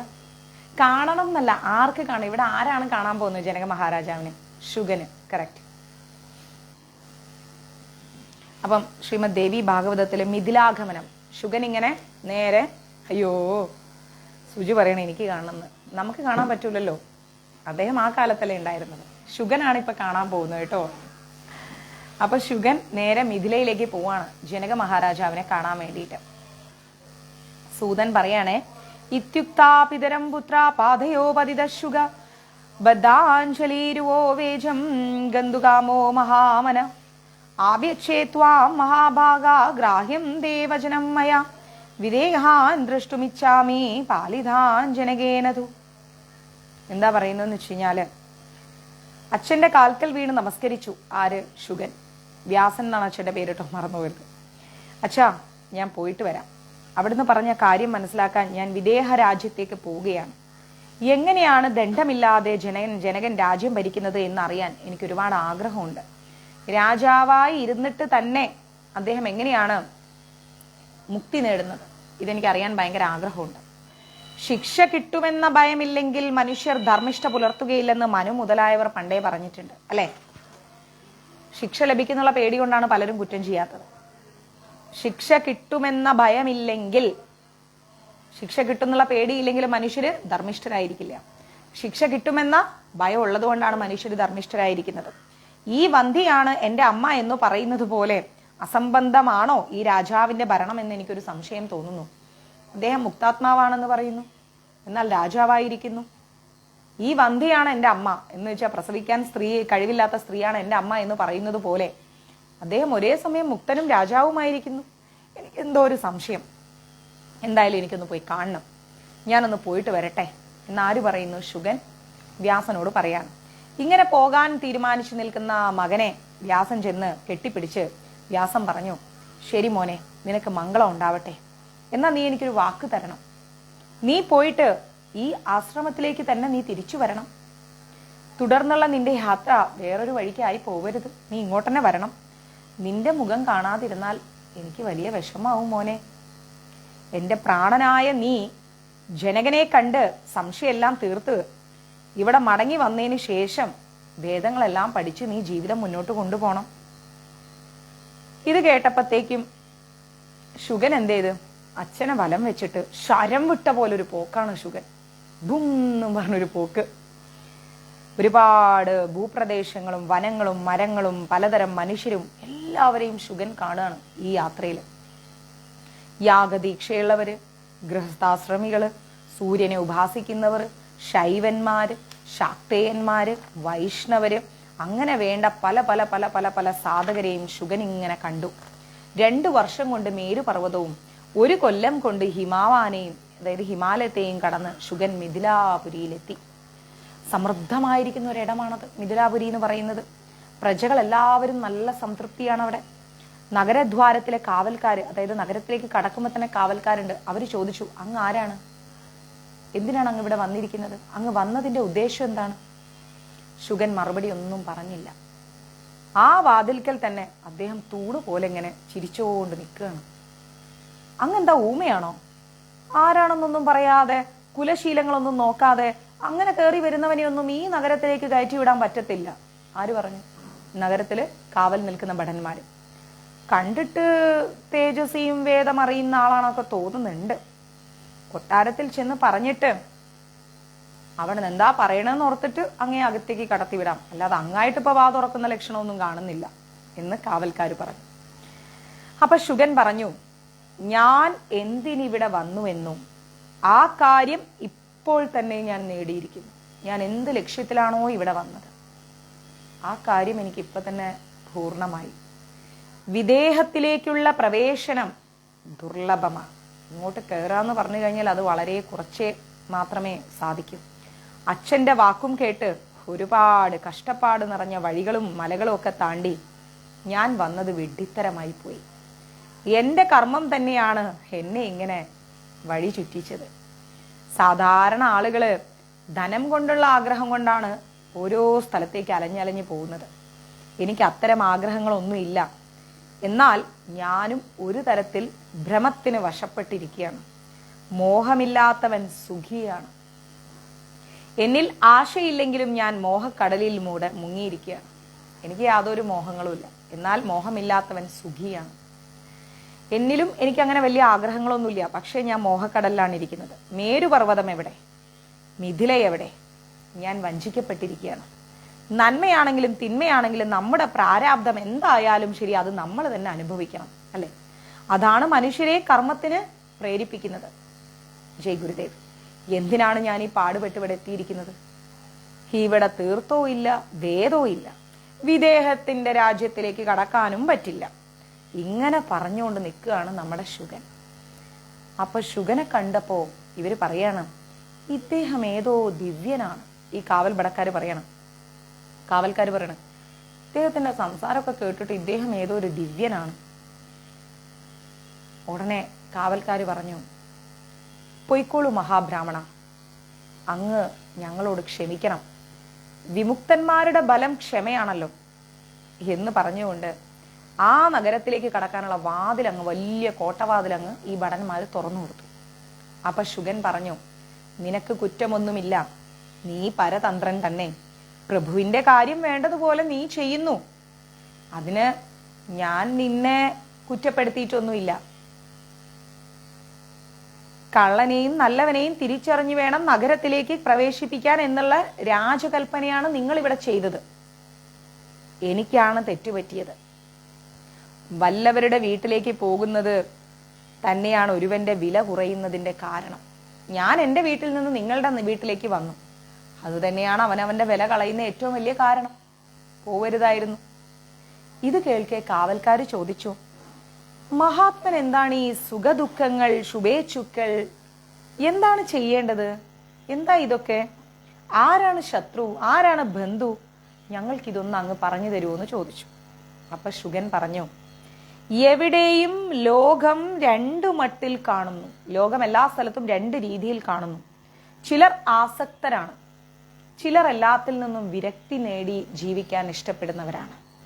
അവരുടെ മനസ്സും 2 രീതിയിലാണ്. ആസക്തരുടെ മനസ്സും അതെ, വിരക്തരുടെ മനസ്സും അതെ. രണ്ടും 2 രീതിയിലാണ്. വിരക്തർ 3 വിധത്തിലുണ്ട്. വിരക്തി, എല്ലാത്തിൽ നിന്നും ഒഴിഞ്ഞു നിൽക്കുന്നവര് 3 വിധത്തിലുണ്ട്. ഉത്തമർ, അധമർ, മധ്യമർ. ആസക്തരാണെങ്കിലോ മൂർഖനും സമർത്ഥനുമുണ്ട്. 2 തരത്തിലുണ്ട് ആസക്തര്, മൂർഖനും സമർത്ഥരുമുണ്ട്. സാമർത്ഥ്യം ശാസ്ത്രത്തിൽ നിന്നുണ്ടായതും ബുദ്ധിയിൽ നിന്ന് ജനിക്കുന്നതുമാവാം. ചിലർ യുക്തിയുള്ളവർ, മറ്റു ചിലർ യുക്തിയില്ലാത്തവർ. കാവൽക്കാരൻ പറഞ്ഞു, ഭഗവാൻ എനിക്ക് പറഞ്ഞു തരുന്നത് മുഴുവൻ എനിക്ക് മനസ്സിലാവുന്നില്ല. കാവൽക്കാർക്കൊന്നും മനസ്സിലാവുന്നില്ല, നമുക്ക് മനസ്സിലാവുന്നില്ല, കുറച്ച് മനസ്സിലായി. എനിക്ക് മനസ്സിലാവുന്ന രീതിയിൽ കാര്യങ്ങൾ പറഞ്ഞു തരൂ എന്ന് കാവൽക്കാർ പറഞ്ഞു. അപ്പൊ ശുഗൻ പറയാണ്, ഈ ലോകത്തില് ആസക്തിയുള്ളവനെ ആസക്തൻ അല്ലെങ്കിൽ രക്തൻ എന്ന് പറയുന്നു. എന്താണ്? ഈ ലോകത്തിനോട് ആസക്തിയുള്ളവര് ആസക്തൻ അല്ലെങ്കിൽ രക്തൻ എന്ന് പറയുന്നു. അവന് എല്ലാ തരത്തിലുള്ള സുഖങ്ങളും സൗഭാഗ്യങ്ങളും ഉണ്ടാവും. ആസക്തിയുള്ളവർക്ക്, എല്ലാത്തിനോട് ആർത്തിയുള്ളവർക്ക് എല്ലാ സുഖങ്ങളും ഉണ്ടാവും, ദുഃഖങ്ങളും ഉണ്ടാവും, എല്ലാം ഉണ്ടാവും. ഭാര്യ, പൈസ, ഗൃഹം, മകൻ എന്നിങ്ങനെയുള്ള സുഖം അവന് നഷ്ടമോ കുറവോ ഉണ്ടാവുമ്പോൾ ദുഃഖം. മകൻ ഉണ്ടാകുമ്പോഴും പൈസ ഉണ്ടാകുമ്പോഴും വീടുണ്ടാകുമ്പോഴും ഒക്കെ അവൻ പറയും അവൻ സുഖിച്ചിരിക്കുകയാണെന്ന്, അവൻ സുഖത്തിലാണെന്ന് പറയും. ഈ പറയുന്ന കാര്യങ്ങൾക്കൊക്കെ എന്തെങ്കിലും നഷ്ടം ഉണ്ടാകുമ്പോൾ പറയും അയ്യോ ഞാൻ ദുഃഖത്തിലാണെന്ന് പറയും. അവർ സുഖം ലഭിക്കാനുള്ള വഴി നോക്കിക്കൊണ്ടേയിരിക്കും. ആ പരിശ്രമത്തിന് എന്തെങ്കിലും തടസ്സം നിൽക്കുന്നവരൊക്കെ അവന് ശത്രുക്കളാണ്. ആസക്തരെ കൊണ്ടാട്ടോ പറയുന്നത്. അവൻ പൈസ നേടാനും സുഖം നേടാനും ഭാര്യയും ധനവും പുത്രനും വീടും ഒക്കെ ഉണ്ടാക്കാൻ വേണ്ടി പോകുമ്പോൾ ഇതൊക്കെ ഉണ്ടെങ്കിൽ പറയും സുഖിച്ചിരിക്കുക എന്ന് പറയും. എനിക്ക് കുഴപ്പമൊന്നുമില്ല, ഞാൻ സുഖമായിരിക്കുന്നു എന്ന് പറയും. ഇതൊക്കെ എന്തെങ്കിലും നഷ്ടപ്പെടുകയാണെങ്കിൽ പറയോ എനിക്ക് ഭയങ്കര വിഷമങ്ങളാണേ, എനിക്ക് ദുഃഖമാണെന്ന് പറയും. വീട് പോയാൽ പറയോ എനിക്ക് ദുഃഖങ്ങൾ ഒഴിഞ്ഞൊരു നേരമില്ലേ എന്ന് പറയും. ഭാര്യ പോയാലും മകൻ പോയാലും പണം പോയാലും ഒക്കെ ഇതന്നെ പറയും. ഇതൊക്കെ ഉണ്ടെങ്കിൽ പറയും കുഴപ്പമില്ലാതെ അങ്ങനെ പോകുന്നു എന്ന് പറയും. ഇവരെയാണ് ആസക്തരെന്ന് പറയുന്നത്. ഇനി ഇതെല്ലാം നേടിയെടുക്കുന്ന വഴികളിൽ ആരെങ്കിലും തടസ്സമായി വന്നാൽ എന്താ ചെയ്യാം? അവരെയൊക്കെ ശത്രുവായിട്ട് കാണും. സുഖം നൽകുന്നവൻ എപ്പോഴും അവന് ബന്ധുവായിരിക്കും. സമർത്ഥൻ ഒരിക്കലും മോഹവശഗതനാവുകയില്ല. ഇനി ഇവിടെ സാമർത്ഥ്യമുള്ളവരോ സമർത്ഥരോ, സാമർത്ഥ്യമല്ല സമർത്ഥമുള്ള ആൾക്കാരൊരിക്കലും ഒന്നിനും മോഹപ്പെടില്ല. എന്നാൽ മൂഢനോ എപ്പോഴും മോഹത്തിന്റെ വലയിലായിരിക്കും, എപ്പോഴും മോഹത്തിൽ ഇങ്ങനെ പെടാൻ ശ്രമിക്കും. ആത്മരാവന് ഏകാന്തവാസവും വേദധ്യാനവുമാണ് സുഖം. എല്ലാത്തിൽ നിന്നും പുറത്തു വരാൻ ആഗ്രഹിക്കുന്നവർക്ക് എപ്പോഴും ഒറ്റയ്ക്ക് ജീവിക്കുന്നതാണ് ഇഷ്ടം. അതാണ് അവന് സുഖം. എപ്പോഴും ഇങ്ങനെ വേദങ്ങളെ കുറിച്ച് പഠിക്കാനും ചിന്തിക്കാനൊക്കെയാണ് അവർക്കിഷ്ടം. ലൗകിക വിഷയങ്ങളെ പറ്റിയുള്ള ചർച്ച എന്ന് പറഞ്ഞാൽ തന്നെ അത് ദുഃഖത്തിന് കാരണമാക്കുന്ന കാര്യങ്ങളാണ്. ലൗകികമായിരിക്കുന്ന നേട്ടങ്ങളെ കുറിച്ചൊക്കെ നമ്മൾ പറയുകയാണെങ്കിൽ അത് എപ്പോഴും ദുഃഖത്തിന് കാരണമാണ്. സുഖകാംക്ഷിയായ വിദ്വാന് ശത്രുക്കൾ ഒരുപാടുണ്ടാവും. കാമക്രോധാദികൾ മറ്റും നമ്മുടെ ശത്രുക്കളും സന്തോഷം എന്നത് ബന്ധുവുമാണ്. കാമവും ക്രോധവും ഒക്കെ നമ്മുടെ ശത്രുക്കളാണ്. സന്തോഷം എന്ന് പറഞ്ഞാൽ അത് നമ്മുടെ ബന്ധുവാണ്. സന്തോഷം എന്ന് പറയുന്ന പണവും മകനും വീടും സ്വത്തും സമ്പാദ്യവും കിട്ടുന്നതല്ല സന്തോഷം. ആസക്തിയുള്ളവർക്ക് അതാണ് സന്തോഷം. എന്നാൽ മറ്റുള്ളവർക്ക് എന്താണ്? വിരക്തിയുള്ളവർക്കോ ധ്യാനിക്കുക, ഒറ്റയ്ക്കിരിക്കുക, ജപിക്കുക, ഇതാണ് അവരുടെ സന്തോഷം. ഇദ്ദേഹം അപ്പോൾ ഉടനെ കാവൽക്കാർ പറഞ്ഞു അയ്യോ ഇദ്ദേഹം മഹാനായ ഒരു ജ്ഞാനി തന്നെയാണ്. ദ്വാരപാലകൻ ശുഗനെ എന്ത് ചെയ്തു? ഉള്ളിലേക്ക് കടത്തിവിട്ടു. നല്ല തിരക്കുള്ള വാണിജ്യ സ്ഥലങ്ങളും അങ്ങാടികളും മന്ദിരങ്ങളൊക്കെ നിറഞ്ഞൊരു നഗരമായിരുന്നു അത്. ആ കൊട്ടാര വാതിലങ്ങോട്ട്, ആ നാട്ടിലേക്കുള്ള ആ വാതിലങ്ങ് തുറന്നപ്പോഴേക്കും നല്ല തിരക്കുള്ള ഒരു സിറ്റി അങ്ങോട്ടേക്ക്.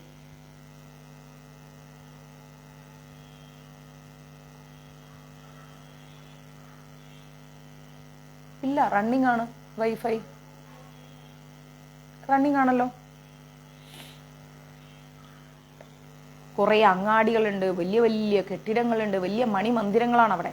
രാജസ താമസ സാത്വിക ഭാവങ്ങളിൽ ഇങ്ങനെ ജനങ്ങൾ ജീവിക്കണം. ചിലര് സാത്വിക ഭാവത്തിൽ, ചിലര് സാത്വിക മനോഭാവത്തില്, ചിലര് രാജസ ഗുണത്തില്, ചിലര് തമോ ഗുണത്തിലൊക്കെ ഇങ്ങനെ പലതരം ആളുകൾ ജീവിക്കുന്നു. രാഗദ്വേഷങ്ങൾ, കാമലോഭങ്ങൾ, ജ്ഞാനവിജ്ഞാനങ്ങൾ, ധനസമൃദ്ധി എന്ന് വേണ്ട എല്ലാ ലൗകികതയും ആ വിദർഭ രാജ്യത്തുണ്ട്. ആ കൂട്ടത്തില് രണ്ടാമതൊരു സൂര്യനെ പോലെ തേജസ്സുള്ള ശുഗനിങ്ങനെ നടന്നു നീങ്ങുകയാണ്. വേറൊരു ദ്വാരപാലകൻ അപ്പോ അദ്ദേഹത്തെ അങ്ങ് തടഞ്ഞു നിർത്തി. വേറെ ആൾക്കാർ വന്നിട്ട് തടഞ്ഞ് അവിടെ നിർത്തി. ഞാൻ പറയുന്നത് നിങ്ങൾക്ക് കൃത്യമായി കേൾക്കുന്നില്ലേ? നെറ്റ് ചിലർ പറയുന്നു കട്ടാവുന്നു എന്നൊക്കെ.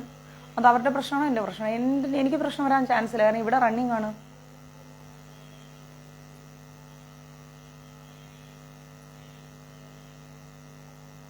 കറക്റ്റായി കേൾക്കുന്നുണ്ടോന്ന് വേഗം മെസ്സേജ് ഇട്ടേ. നമുക്ക് മാക്സിമം ചാപ്റ്റർ തീർക്കണം ഇന്ന്. കേൾക്കുന്നുണ്ട്. Thank you Jisha Mataji. അപ്പം കുറേ ഇങ്ങനെയുള്ള പല പല ആളുകൾ ഇങ്ങനെ പോകുന്നതിൻ്റെ ഇടയ്ക്ക് നമ്മുടെ ശുഗൻ ഇങ്ങനെ ഒരു സൂര്യനെ പോലെ നടക്കുകയാണ്. നല്ല ഹൈറ്റൊക്കെ ഉള്ള ഒരാൾ, ചുറ്റിനും പലതരം ആൾക്കാർ, വാണിജ്യ നഗരി. ഒരു നമ്മൾ ചുരുക്കി പറഞ്ഞാണെങ്കിൽ ഒരു നോർത്ത് ഇന്ത്യയിലൊക്കെ പോയി കഴിഞ്ഞാൽ ഒരു തെരുവിലൂടെ ഇങ്ങനെ നടക്കില്ലേ, അതേപോലെ ഒരു ദ്വാരപാലകൻ വന്നിട്ട് ഇദ്ദേഹത്തെ അങ്ങ് പിടിച്ചു നിർത്തി. വെയിലും തണലും തമ്മിൽ അന്തരമില്ലാത്ത മുനി ഒരു തൂണ് പോലെ അവിടെ നിന്ന്. വെയിലെന്താണ് തണൽ എന്താണ് ഇതൊന്നും അദ്ദേഹത്തിന് ഒരു പ്രശ്നമല്ല. വെയിലെങ്കിൽ വെയില്, തണലെങ്കിൽ തണൽ. അവിടെ നിന്നൊരു തൂണ് പോലെ പെട്ടെന്ന് വേറൊരു രാജഭടൻ ഓടി വന്നിട്ട് തൊഴുകൈയോടുകൂടി അദ്ദേഹത്തെ അങ്ങോട്ടേക്ക് ആനയിച്ചു. മനോമോഹനമായിരിക്കുന്ന അവിടുത്തെ പൂന്തോട്ടങ്ങളും മറ്റുമൊക്കെ കാണിച്ചു കൊടുത്ത്, അങ്ങ് നോക്കൂ ഇതാണ് പൂന്തോട്ടം, അത് ഇത് എന്നൊക്കെ പറഞ്ഞ് ഇങ്ങനെ കാണിച്ചു കൊടുത്ത് ഇങ്ങനെ വേണ്ട രീതിയിൽ കൊണ്ടുപോവാണ്. രാജ്യത്തിന്റെ സേവയിൽ നല്ല കഴിവുള്ള കാമശാസ്ത്ര വിദഗ്ധരായിരിക്കുന്ന തരുണികളെ മുനിയുടെ സേവനത്തിനായിട്ട് വെച്ചു. കുറേ സ്ത്രീകളെ, നല്ല രാജ്യക്കാര്, നമ്മൾ പ്രൈവറ്റ് സെക്രട്ടറി എന്നൊക്കെ പറയുന്ന പോലെ നല്ല റെസ്പെക്റ്റും കാര്യങ്ങളൊക്കെ ചെയ്യുന്ന അവരെ മുനിയുടെ സേവനത്തിനായിട്ട് നിയോഗിച്ചു. കാമാർത്ഥകളായിരിക്കുന്ന അവര് അതീവ കമനീയമായിരിക്കുന്ന അന്തഃപുരം, നല്ല ഭംഗിയുള്ള അന്തഃപുരം അദ്ദേഹത്തിന് കാണിച്ചു കൊടുത്തു. ഒരുപാട് നല്ല ഭക്ഷണങ്ങളൊക്കെ കൊടുത്ത് അദ്ദേഹത്തെ അങ്ങ് സന്തോഷിപ്പിച്ചു. അതീവ സുന്ദരനായിരിക്കുന്ന കാമദേവനോടെ പോലെ ഇരിക്കുന്ന ദേഹവടിവുള്ള ശുഗൻ ഭയങ്കര സുന്ദരനാണ്. ആ നാരീമണികൾക്ക് അദ്ദേഹത്തോട് ഭയങ്കര കാമം തോന്നി. എന്നാൽ ശുദ്ധാത്മാവായിരിക്കുന്ന ശുഗൻ എന്ത് ചെയ്ത് അവരെ അമ്മയെ പോലെയാണ് കാണുന്നത്. ആ സ്ത്രീകളെയൊക്കെ സുഖ ദുഃഖങ്ങൾ തമ്മിൽ യാതൊരു വ്യത്യാസവും കാണാത്ത ശുഗൻ, സുഖവും ദുഃഖമൊന്നും ശുഗൻ ഒരു മാറ്ററേ അല്ല, ഒരു വിഷയമേ അല്ല. ശുഗൻ ഈ സുന്ദരികളുടെ ചേഷ്ടകളൊക്കെ കണ്ടുകൊണ്ട് മിണ്ടാതെ അങ്ങനെ ഇരിക്കുകയാണ്. ഇവരുടെ പല പല ചേഷ്ടകൾ, ഇവർക്ക് കാമമാണല്ലോ ശുഗനോട്. അവര് മുനിക്ക് വേണ്ടിയിട്ട്, ശുഗന് വേണ്ടിയിട്ട് പട്ടുമെത്തയില് നല്ല ചിത്രകമ്പളമൊക്കെ വിരിച്ച് കിടക്കയൊക്കെ ഒരുക്കിയിട്ട് ശുഗൻ കൈകാലുകളൊക്കെ കഴുകി അവിടെ ഇരുന്നിട്ട് കുറച്ച് സന്ധ്യാവന്ദനാദികളൊക്കെ ഒരു മടിയില്ലാതെ ശുഗൻ ചെയ്യാണ്. ഒരു യാമം ധ്യാനത്തിലും 2 യാമം ഉറക്കത്തിലും. അത് കഴിഞ്ഞ ശേഷം ശുഗൻ എഴുന്നേറ്റു. ഒരു യാമം മുഴുവൻ ധ്യാനിച്ചു, ഒരു യാമം നന്നായിട്ട് ഉറങ്ങി. അങ്ങനെ ശുഗൻ എഴുന്നേറ്റു. രാത്രിയുടെ അന്ത്യയാമത്തില് ശുഗൻ വീണ്ടും ആ ബെഡിൽ തന്നെ ഇരുന്ന് ധ്യാനിക്കാൻ തുടങ്ങി. കാണാൻ പറ്റുന്നുണ്ടോ? ഇമാജിൻ ചെയ്യൂ. കൊട്ടാരത്തിലെ നല്ല കർട്ടൻസും ജനലുകൾ വഴി നോക്കിയ പൂന്തോട്ടവും, ഇങ്ങനെ ചെറിയ കാറ്റ് കൊണ്ട് ഇങ്ങനെ ആ കർട്ടൻ ഇങ്ങനെ ആടിക്കൊണ്ടിരിക്കുന്നു. നല്ല റാന്തൽ വിളക്കുകള്, ദീപങ്ങള്, നടുക്കന്നെ വലിയൊരു കട്ടില്. അവിടെ ഇത്രയും സുന്ദരനായിരിക്കുന്ന നമ്മുടെ ആരെയും ഉപമിക്കാനില്ല, പക്ഷെ ഒരു എക്സാമ്പിൾ നമ്മുടെ വൈശാലിയില് അദ്ദേഹത്തിന്റെ പേര് ഞാൻ മറന്നുപോയി, ആ ആർട്ടിസ്റ്റിന്റെ, ആ മെയിൽ ആർട്ടിസ്റ്റ്, അദ്ദേഹം ഇങ്ങനെ വന്ന് എന്താ പറയുക, യാമത്തെക്കുറിച്ചുള്ള ഒക്കെ ഒരു ക്ലാസ് വരും മാതാജി. അപ്പോൾ കൃത്യമായി പറഞ്ഞാൽ അതിപ്പോൾ തുടങ്ങിയാൽ എങ്ങനെ പോവത്, 7ാം യാമം, അന്ത്യയാമം എന്നൊക്കെ പറഞ്ഞ് ഒരുപാട് പഠിക്കാനുണ്ട്. അത് വേദങ്ങൾ വരുമ്പോൾ അതിൽ കൃത്യമായി കിട്ടും. ചില കാര്യങ്ങളൊക്കെ നമുക്ക് വേദിക് കോസ്മോളജിയിലും കിട്ടും. നിങ്ങൾക്ക് കൽപ്പങ്ങളെക്കുറിച്ചുള്ളതൊക്കെ നമ്മൾ ഇടയ്ക്ക് വേറെ സ്കിപ്പ് ചെയ്ത് പോയ ബുദ്ധിമുട്ടാണ്, അത് ഡീറ്റെയിൽ ആയിട്ട് പറഞ്ഞുതരാം. അപ്പം അതേപോലെ മനസ്സിളകാത്ത അദ്ദേഹം ഇങ്ങനെ ഇരിക്കുകയാണ്, ഇരുന്ന് ധ്യാനിക്കുകയാണ്. ഇമാജിൻ ചെയ്യാൻ പറ്റുമോ? ഇനി ശ്രീമദ് ദേവി ഭാഗവതത്തിലെ ജനകന്റെ ഉപദേശമാണ്. ശ്രുത്വാതമാഗതം രാജ മന്ത്രിഭി സഹിതാ ശുചി പുരാ പുരോഹിതം കൃത്വാ ഗുരുപുത്രം സമഖ്യഭാത് കൃത്വാർഹണം നൃപ സമ്യക് ഗത്താസനസുനത്തമം പ്രഭക്ഷാകുശലം ഘാംശ വിനിവേദ്യാപയസ്വിനം. ദിവ്യനായിരിക്കുന്ന യുവമുനിയുടെ വരവറിഞ്ഞ രാജാവ് പുരോഹിതന്മാരുമായിട്ട് അവിടേക്ക് എത്തി, ആ റൂമിലേക്ക് എത്തി. ശ്രേഷ്ഠമായിരിക്കുന്ന ഒരു ആസനം, ഇരിപ്പിടം, പശുക്കളെയൊക്കെ ദാനം ചെയ്ത് എന്നിവയ്ക്ക് ശേഷം രാജാവ് ഇദ്ദേഹത്തോട് വിശേഷങ്ങളൊക്കെ ചോദിച്ചു. ഒന്നിലും ആഗ്രഹമില്ലെങ്കിൽ പിന്നെ അങ്ങ് എന്തിനാണ് ഇവിടെ വന്നത്? ഗുരു മഹാരാജ് കി ജയ്. രാജാവ് ചോദിക്കണം ശുഗനോട്, അങ്ങേക്ക് പ്രത്യേകിച്ച് ഒന്നിലും താല്പര്യമില്ല, പിന്നെ എന്തിനാ അങ്ങ് ഇങ്ങോട്ട് വന്നത്? അപ്പൊ രാജാവിന്റെ ചോദ്യത്തിന് ശുഗൻ മറുപടി പറയണം. രാജാവേ, എല്ലാത്തിലും ഉത്തമം ഗൃഹസ്ഥാശ്രമമാണ്. അതിനാൽ ഒരു സ്ത്രീയെ കല്യാണം കഴിച്ച് ഭാര്യയാക്കി അവളുമായി ഒരുമിച്ച് ജീവിക്കാനാണ് എൻ്റെ അച്ഛൻ എന്നെ ഉപദേശിക്കുന്നത്. ഗുരുവിൻ്റെ വാക്യമാണെങ്കിൽ കൂടിയും ഗാർഹസ്ഥ്യം ബന്ധനമാണെന്നുള്ളത് കൊണ്ട് ഞാനത് സ്വീകരിച്ചില്ല. അപ്പോൾ ഞാൻ സംശയാലുവായി നിൽക്കുന്നത് കണ്ടപ്പോൾ എൻ്റെ അച്ഛനായ വ്യാസൻ തന്നെയാണ് എന്നെ അങ്ങയുടെ അടുത്തേക്ക് പറഞ്ഞു വിട്ടത്. പൂജാർഹനും ജീവമുക്തനുമായിരിക്കുന്ന ജനകൻ ശത്രുക്കളെ ഒന്നും ഭയപ്പെടാതെ വളരെയധികം ബഹുമാനിതനായി കഴിയുന്നുണ്ട്. ചെയ്തോ വിഷ്ണു? ചെയ്തു കഴിഞ്ഞോ ഞാൻ തന്ന വർക്ക്? നാട് വാഴുമ്പോഴും അദ്ദേഹത്തെ മായാപാശം തൊട്ടിട്ടില്ല. അദ്ദേഹം രാജ്യം ഭരിക്കുകയാണ് ജനകൻ, പക്ഷെ അദ്ദേഹം മായയിൽ പെടുന്നില്ല. നീ അദ്ദേഹത്തെ തന്നെ മാതൃകയാക്കുന്ന എൻ്റെ അച്ഛൻ വ്യാസനാണ് എന്നോട് പറഞ്ഞത്. അദ്ദേഹം നിന്റെ സംശയമെല്ലാം മാറ്റിത്തരും എന്നാണ് പറയുന്നത്, ശശിപ്രഭു എന്നാണ് പറയുന്നത്. അങ്ങനെ അച്ഛൻ പറഞ്ഞത് കേട്ടിട്ടാണ് മഹാപ്രഭു ഞാനിവിടെ എത്തിയിരിക്കുന്നത്. മോക്ഷമാണ് എൻ്റെ ലക്ഷ്യം.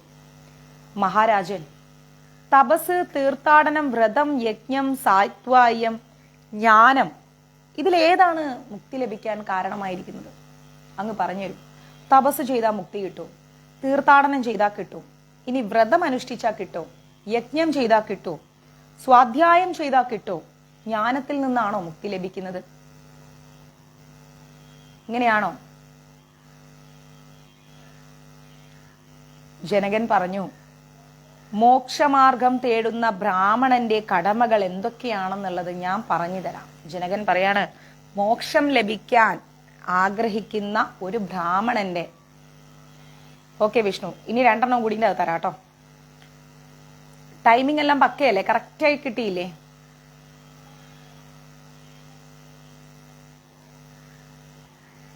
എന്താണ് കടമകൾ എന്നുള്ളത് ഞാൻ പറയാം.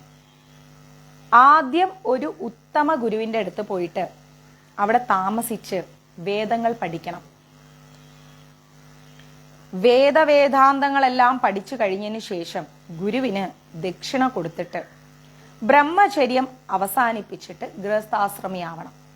ജനകൻ പറഞ്ഞു കൊടുക്കണം, അഗ്നി മുതലായ നിത്യകർമ്മങ്ങൾ എപ്പോഴും കൃത്യമായി ചെയ്ത് സുഖിയായി പാപഹീനനായിട്ട് വേണം ജീവിക്കാൻ. കാലക്രമത്തിൽ തപസ്സുകൊണ്ടും സ്വന്ത അധ്യായത്താലും കാമത്തെയെല്ലാം കീഴടക്കിയിട്ട് ഭാര്യയെ മകന്റെ സംരക്ഷണത്തിലാക്കിയിട്ട് വാനപ്രസ്ഥത്തിനായിട്ട് പോണം. ഓക്കെ മോനെ, താങ്ക് യു. ഒടുവില്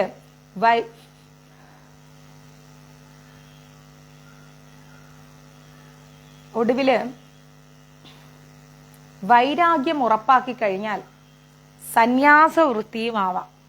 ഇന്ന് ഒരു ചന്ദനത്തിരി കത്തിച്ചേച്ചേ, ആരോ എവിടെയോ മീനോ ചിക്കനോ എന്തോ വറുത്തിരിക്കുന്നു. ഇത് മനുഷ്യരാണ്. തൊട്ടപ്പുറത്തൊരു മലയാളീസ് ഉണ്ട്, അവരുടെ ജോലിയാണ് ഇതൊക്കെ.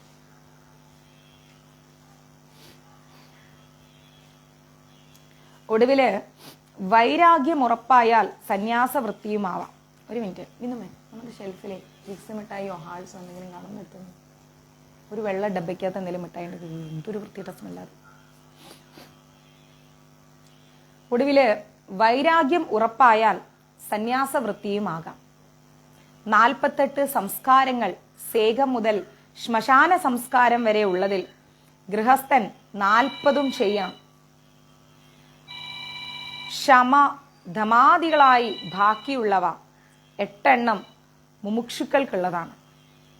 അങ്ങനെ ഓരോരോ ആശ്രമങ്ങൾ കടന്നു വേണം സന്യാസത്തിൽ എത്തിച്ചേരാൻ. ഇതാണ് മഹത്തുക്കളുടെ അഭിമതം. ഇവിടെ നമ്മൾ മനസ്സിലാക്കേണ്ടത് എന്താണെന്ന് വെച്ച് കഴിഞ്ഞാൽ, സന്യാസം എന്ന് പറയുന്നത് ഭയങ്കരം ഒരു സംഭവമാണ്. അങ്ങനെ ഇങ്ങനെയൊന്നും കിട്ടില്ല. ഇപ്പം എൻ്റെ ഹൗസ് ഓണർക്കെല്ലാം ഭ്രാന്ത് പിടിക്കുക, സ്മെല്ല് വന്ന യവനോ ഏതോ പണ്ട്രാ ഇപ്പടി ഇരിക്കറേ എന്നും പറഞ്ഞുകൊണ്ട് ഹൗസ് ഓണറൊക്കെ കിടന്ന് ബഹളം ഉണ്ടാകും. അപ്പുറത്തൊരു മലയാളീസിന് സ്വന്തം വീടാണ്, അവരാണ് ഈ പണി ചെയ്യുന്നത്. ചില സമയത്ത് ഉണക്കം പുറത്തു കഴിഞ്ഞാൽ നമുക്ക് ഇവിടെ ഇരിക്കാൻ പറ്റൂല. Good afternoon. അതും ഇന്ന് കുംഭം 1-ാം തീയതി. ഒന്ന് ആലോചിച്ച് നോക്കണേ, ഇങ്ങനെയുണ്ടോ ജനങ്ങൾ?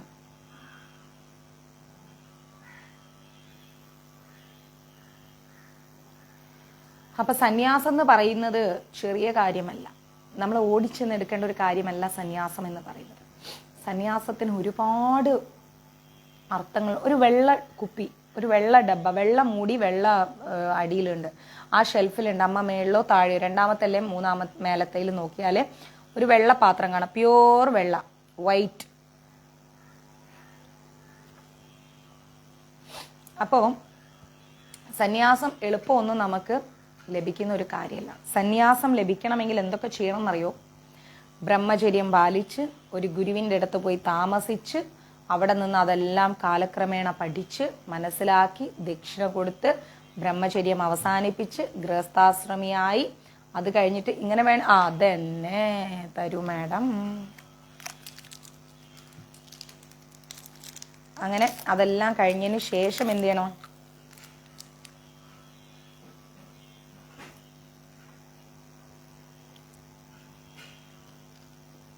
അതെല്ലാം കഴിഞ്ഞതിന് ശേഷം പാപഹീനനായി ജീവിച്ചിട്ട് കാലക്രമത്തിൽ തപസ് കൊണ്ടും ഒരു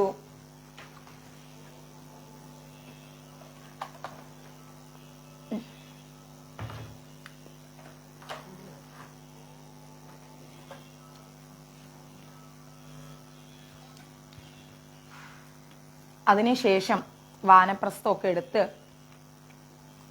വൈരാഗ്യമൊക്കെ വന്നു എന്ന് തോന്നിക്കഴിഞ്ഞാൽ, എല്ലാത്തിൽ നിന്നും വൈരാഗ്യം വേണം. ഒന്നും വേണ്ട, ഒരു ഇല പോലും വേണ്ട എന്ന് മനസ്സിൽ ധ്യാനിച്ചതിന് ശേഷം എല്ലാം ഉപേക്ഷിച്ചിട്ട് ജീവിതത്തിൽ നിന്ന് സന്യാസത്തിൽ പോവാം. അല്ലാതെ സന്യാസത്തിൽ പോകരുത് എന്നാണ് പറയുന്നത്. മനസ്സിലായോ? അല്ലാതെ സന്യാസത്തിലേക്ക് പോകരുത് എന്നാണ് പറയുന്നത്. ഓ, അപ്പൊ നല്ല മണം. അല്ലാതെ ഓടിച്ചെന്നു കഴിഞ്ഞാൽ സന്യാസം കിട്ടില്ല. അങ്ങനെ സന്യാസം എടുക്കരുത്. ഫുൾ വിരക്തി ഉണ്ടാവണം നമുക്ക് ജീവിതത്തിൽ. മതിയമ്മ, അതാണ് സന്യാസം എന്ന് പറയുന്നത്. എന്നിട്ടോ 48 സംസ്കാരങ്ങളുണ്ട്, സേകം മുതൽ ശ്മശാന സംസ്കാരം വരെ. ഗൃഹസ്ഥൻ 40 ചെയ്യണം. ക്ഷമ ധമാദികളായി ബാക്കിയുള്ള 8 മുമുക്ഷുക്കൾക്കുള്ളതാണ്, യോഗികൾക്ക്.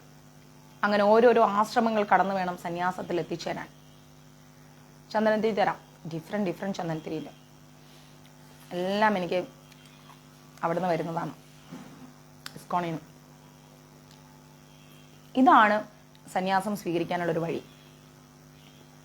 ക്ഷമിക്കണം, ഞാൻ അങ്ങനെ വായിലൊരു മിഠായി ഒന്നും ഇട്ടിട്ട് ക്ലാസ് എടുക്കാറില്ല, ഇതുവരെ എടുത്തിട്ടുമില്ല. ഒരു സ്മെല്ല് നമുക്ക് അങ്ങോട്ട് ഇഷ്ടപ്പെടുന്നില്ല. അപ്പം മിഠായി, വിക്സ് മിഠായി വായിലിട്ടല്ല, വിക്സിൻ്റെ ആ ഒരു സ്മെല്ല് നമ്മളിങ്ങനെ വായിലും മൂക്കിലൊക്കെ വരുമ്പോൾ നമ്മളിങ്ങനെ കുറച്ച് ക്ലിയർ ആയിരിക്കും. ഹൃദയത്തിൽ ജ്ഞാനവിജ്ഞാനവും വൈരാഗ്യവും നിറഞ്ഞിരിക്കുന്ന ഒരുവന് ഓരോ ആശ്രമവും ക്രമാതീതമായി താണ്ടി തന്നെ വേണമോ വനം പോകാൻ എന്നാ ചോദിക്കുന്നത്. ഹൃദയത്തില് ജ്ഞാനം, സാരല്ലോ ക്ഷമ, ജ്ഞാനവിജ്ഞാനവും വൈരാഗ്യവും ഒക്കെ നിറഞ്ഞിരിക്കുന്ന ഒരാൾക്ക് ഓരോ ആശ്രമവും ക്രമമായി താണ്ടി തന്നെ വേണമോ പോകാൻ ചോദിക്കണം. ആ ചോദ്യത്തിന്, ശ്രീ ശുഗന്റെ ആ ചോദ്യത്തിന് ജനകൻ മറുപടി പറയുന്നത് എന്താണെന്നറിയോ? ഇന്ദ്രിയങ്ങൾ എത്ര ശക്തിയുള്ളതാണോ അവയെല്ലാം നമ്മുടെ പക്വതയില്ലാത്ത മനസ്സിനെ വഴി തെറ്റിച്ചിട്ട് പല പല പല രീതിയിൽ നമ്മളെ എന്താ പറയുക, തളച്ചിടും. അല്ലെ? ഇന്ദ്രിയങ്ങളിലുള്ള ആസക്തിയാണ് നമുക്കിങ്ങനെ പല കാര്യങ്ങളിലേക്ക് നമ്മുടെ മനസ്സിനെ കൊണ്ടുപോകുന്നത്. അല്ലെ? അപ്പൊ ഇന്ദ്രിയങ്ങളെ നമ്മൾ നിയന്ത്രിച്ചേ പറ്റൂ, നിർബന്ധമാണ്. സന്യാസിയായി കഴിഞ്ഞിട്ടാണ് സുഖിക്കാനും മക്കളെ ജനിപ്പിക്കാനും തോന്നുന്നതെങ്കിൽ വാസനയുടെ പ്രാബല്യം ഒറ്റയടിക്ക് കുറയ്ക്കാന്ന് പറഞ്ഞു കഴിഞ്ഞാൽ ബുദ്ധിമുട്ടാണ്. അങ്ങനെയുള്ള ആൾക്കാരുണ്ട്. സന്യാസിയായതിനു ശേഷം കുട്ടീനെ ഉണ്ടാക്കാൻ നടക്കും, ചീത്തപ്പേര് വാങ്ങിച്ചിടാൻ. പതുക്കെ പതുക്കെ ക്രമികമായാണ് സാധിക്കുക. പെട്ടെന്നൊന്നും സന്യാസത്തിൽ കയറാൻ കഴിയില്ല. പതുക്കെ പതുക്കെ പതുക്കെ പതുക്കെ പതുക്കേ പോവും. നല്ല ഒരു സന്യാസിയാണ് നമ്മുടെ ജയപ്രതാക് മഹാരാജ്. യാതൊന്നിലും ആസക്തിയില്ലാതെ, ഒന്നിനെക്കുറിച്ചും ചിന്തിക്കാതെ, ഒരു സുഖ സൗകര്യങ്ങളും ആഗ്രഹിക്കാതെ, ഒരു പരാതിയും പറയാതെ ശരീരം പോലും അത്രത്തോളം അദ്ദേഹത്തിന് പ്രയാസങ്ങൾ ഉണ്ടാക്കിയിട്ടും ആ പാവം അതൊന്നും നോക്കാതെ യാത്ര ചെയ്തുകൊണ്ടേയില്ലേ. നമുക്കൊരു കയ്യോ കാലോ വേദന വന്നാൽ മതി, പിന്നെ 10 ദിവസത്തേക്ക് പൊങ്ങൂല. അദ്ദേഹത്തിന് എത്ര സർജറി, എന്തെല്ലാം ട്രീറ്റ്മെന്റ്. അയ്യോ, ആ ശരീര വലിപ്പം പോലെ തന്നെയാണ് അത്രയും കൊണ്ടുപോയി ആ പാവത്തിന്റെ മേലെ കുത്തി കുത്തി കുത്തി കുത്തി ഒരു വഴിയാക്കിയിട്ടുണ്ട്. എന്ത് ഇഞ്ചക്ഷൻസ്, മരുന്നുകൾ. ആലോചിച്ച് നോക്കണം. കത്തി കൊണ്ട് കഴുത്തിന് കുത്തൊക്കെ ചെയ്തിട്ടുണ്ട് ഏതോ ഒരാള്, നമ്മുടെ ജയപ്രതാക് മഹാരാജിനെ. മുൻപ് കൊൽക്കത്തയിൽ നിന്നോ ഇവിടുന്നോ ബംഗാളിൽ നിന്നോ ഇവിടുന്നോ. അതേ പിന്നെയാണ് അദ്ദേഹത്തിന് ഇങ്ങനെ സ്ട്രോക്കോ കാര്യങ്ങളൊക്കെ വന്ന് ഒരുപാട് കഷ്ടപ്പെട്ടിട്ടുണ്ട് ആ മനുഷ്യൻ. ഓ, പുണ്യാത്മാവെന്ന് പറഞ്ഞു കഴിഞ്ഞാൽ അദ്ദേഹം ഒന്ന് കാണണം. ആ തേജസ് എന്താ പറയാ, ഭയങ്കര തേജസ്സാണ്. ആ തൃപ്പാദങ്ങളിലൊന്ന് നമസ്കരിക്കാൻ സാധിച്ച പിന്നെ അതിൽ പിന്നെ ഒന്നും വേണ്ട നമുക്ക്. എല്ലാവർക്കും അതിനുള്ള ഭാഗ്യം ലഭിക്കട്ടെ. ഉയർന്ന കട്ടിലിൽ കിടക്കുമ്പോൾ വീഴാൻ സാധ്യതയുണ്ട് അല്ലെ, എന്നാൽ നിലത്ത് കിടന്നുറങ്ങുന്നതിന് വീഴൂലല്ലോ. സന്യാസി പിഴച്ചാൽ അതിൽ പരം വീഴ്ച വേറൊന്നുമില്ല. ഒരു സന്യാസിക്കാണ് തെറ്റുപറ്റുന്നതെങ്കിൽ അതിനേക്കാൾ വലിയൊരു തെറ്റ് ഈ ലോകത്തില്ലെന്നാ പറയണം. ഒരിക്കലും ഒരു സന്യാസി ദേഷ്യപ്പെടാനും ഒന്നും ആഗ്രഹിക്കാനും ഒന്നും പറയാൻ പാടില്ല. ശ്രീമദ് ഭാഗവതം അർത്ഥസഹിതം എവിടെ കിട്ടും മാതാജി? മഞ്ജരീസിൽ കിട്ടും മാതാജി. മരക്കൊമ്പിൽ വിളഞ്ഞു നിൽക്കുന്ന കനി, ആ പഴം ആസ്വദിക്കാൻ ഉറുമ്പ് എന്താ ചെയ്യാ? മരച്ചുവട്ടിൽ നിന്ന് പതുക്കെ പതുക്കെ പതുക്കെ പതുക്കെ മേലോട്ട് കയറും അല്ലെ, എന്നിട്ട് ശാന്തനായി നിന്നുകൊണ്ട് ആ പഴം തിന്നും. എന്നാൽ പറന്ന് തളർന്നു വരുന്ന ആ ഒരു പക്ഷിയാണെങ്കിലോ, പഴം ആസ്വദിക്കാൻ പറ്റും ആ പക്ഷിക്ക്. അതിന് സുഖമോ വിശ്രമമോ എന്താന്ന് അറിഞ്ഞൂടാ. അത് ഇവിടുന്ന് പറന്ന് അവിടെ, അവിടുന്ന് പറന്ന് ഇവിടുന്ന്. പക്ഷെ ഉറുമ്പ് മെല്ലെ മെല്ലെ മെല്ലെ മെല്ലെ കയറിപ്പോവും. അതെപ്പോഴും ഇങ്ങനെ വെപ്രാളപ്പെട്ടുകൊണ്ടേയിരിക്കും പക്ഷി. ചടുലമായ മനസ്സിനെ ഒതുക്കാൻ സാധാരണക്കാർക്ക് ബുദ്ധിമുട്ടാണ്. അത് ശരിയല്ലേ? ഇങ്ങനെ പക്വതയില്ലാത്ത വെപ്രാൾസിങ്ങിനെ പോലെ കളിക്കുന്ന മനസ്സുള്ളവരെ പെട്ടെന്നൊന്നും കൺട്രോൾ ചെയ്യാൻ പറ്റില്ല. അതുകൊണ്ടാണ് ക്രമാനുഗതമായി വേണം ആശ്രമങ്ങൾ സ്വീകരിക്കാൻ എന്ന് പറയാം. ചാടി കയറി പോയിട്ട് അങ്ങോട്ട് ഞാൻ സന്യാസിയാണെന്നൊന്നും പറഞ്ഞ് സ്വീകരിച്ചേക്കരുത്. മെല്ലെ മെല്ലെ മനസ്സൊക്കെ ക്ലിയർ ആക്കി നമ്മുടെ വികാര വിക്ഷോഭങ്ങളെല്ലാം നിയന്ത്രിച്ച് ഇരുത്തം വന്ന് അപ്പോഴേക്കും നമുക്കൊരു 10, 60, 70 വയസ്സൊക്കെ ആയി കഴിയുമ്പോൾ സന്യാസം സ്വീകരിച്ചാല് ജീവിതാനുഭവങ്ങളൊക്കെ ആയി കഴിയുമ്പോൾ ഒരു പക്വതയാണ് നമുക്ക്. അതർവൈസ് അതൊരു പക്വതയില്ലായ്മയിലേക്ക് പോകും. മനസ്സിലാവണ്ടോ? ഗൃഹസ്ഥാശ്രമിയാണെങ്കിലും ഒരാൾക്ക് ആത്മജ്ഞാനിയാവാൻ തടസ്സമൊന്നുമില്ല. ഗൃഹസ്ഥാശ്രമത്തിൽ ജീവിച്ചോളൂ, അച്ഛൻ, അമ്മ, ഭാര്യ, കുട്ടി, കുടുംബമൊക്കെ ആയിട്ട് ജീവിച്ചോ. പക്ഷെ ആത്മജ്ഞാനിയാവാൻ തടസ്സമൊന്നുമില്ല. അയാൾക്കുള്ളില് സന്തോഷങ്ങളോ സങ്കടങ്ങളോ ലാഭോ നഷ്ടോ ഇതൊന്നും വ്യത്യാസം ഉണ്ടാവില്ല. ആത്മജ്ഞാനിയാവുന്ന ഒരാൾക്കുള്ളിൽ സന്തോഷവും സങ്കടവും ഇതൊന്നും വ്യത്യാസമില്ല, ഒരു പ്രശ്നവുമില്ല. നോക്കാം മോനെ, മനസ്സിൽ ദുഷ്ടചിന്തയില്ലാതെ സ്വന്തം കർമ്മം അനുഷ്ഠിച്ച് സന്തോഷത്തോടെ ജീവിക്കുന്ന ഒരാള് ഉറപ്പായിട്ടും മുക്തി നേടും. മനസ്സിൽ ദുഷ്ടചിന്തയൊന്നും ഇല്ലാതെ നമുക്ക് ദുഃഖമായാലും സന്തോഷമായാലും നമ്മൾ അതിനെ അതുപോലെ കണ്ട് മുന്നോട്ട് പോവാണെങ്കിൽ എന്താവും? തര കണ്ണ മുക്തി നേടും ജീവിതത്തിൽ.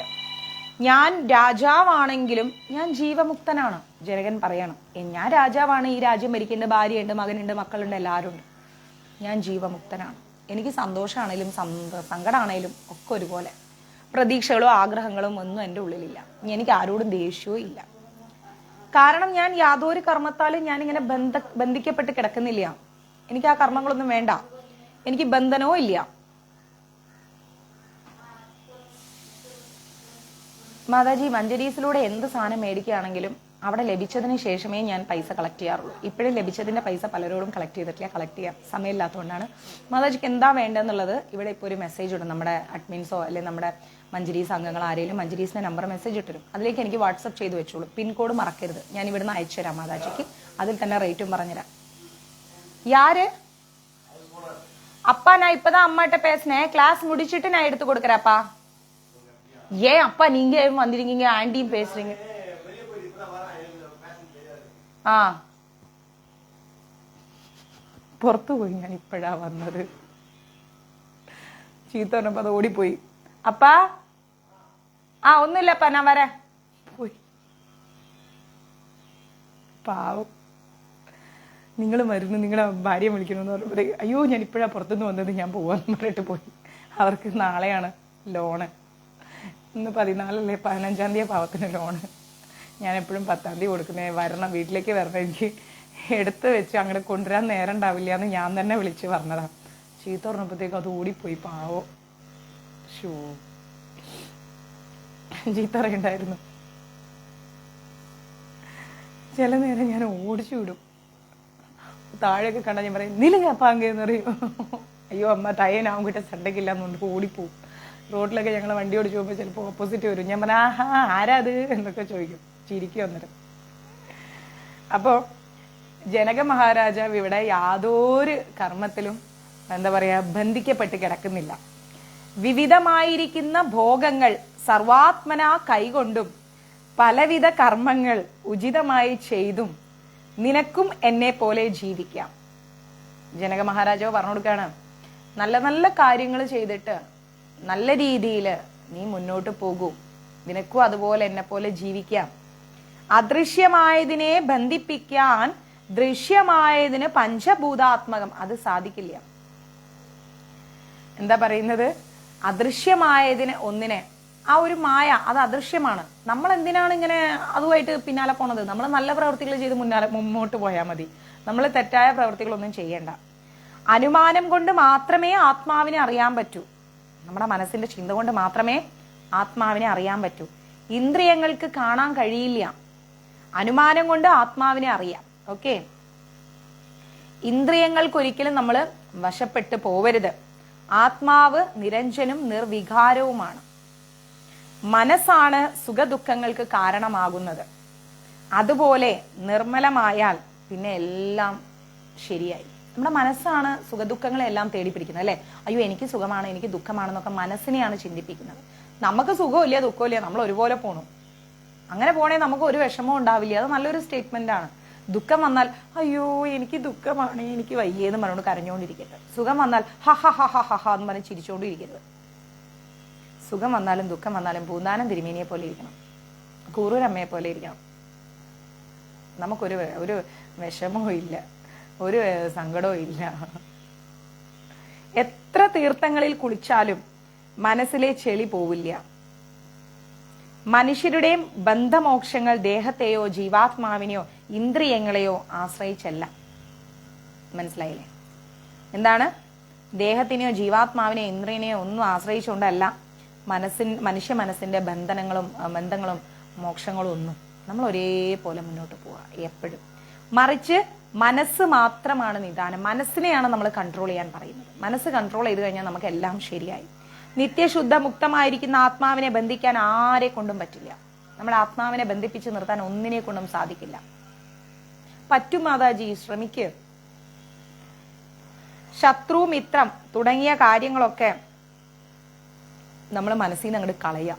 നമുക്ക് ആരും ശത്രുക്കളല്ല, ആരും മിത്രങ്ങളും അല്ല. നമുക്ക് നമ്മൾ തന്നെ ശത്രു, നമ്മൾ തന്നെ മിത്രം. കാരണം എന്താ? നമ്മൾ തന്നെയാണ് ഓരോന്ന് ചിന്തിച്ചു കൂട്ടുന്നത്, നമ്മൾ തന്നെയാണ് ഓരോന്ന് ആലോചിച്ചുണ്ടാക്കിക്കൊണ്ടിരിക്കുന്നത്.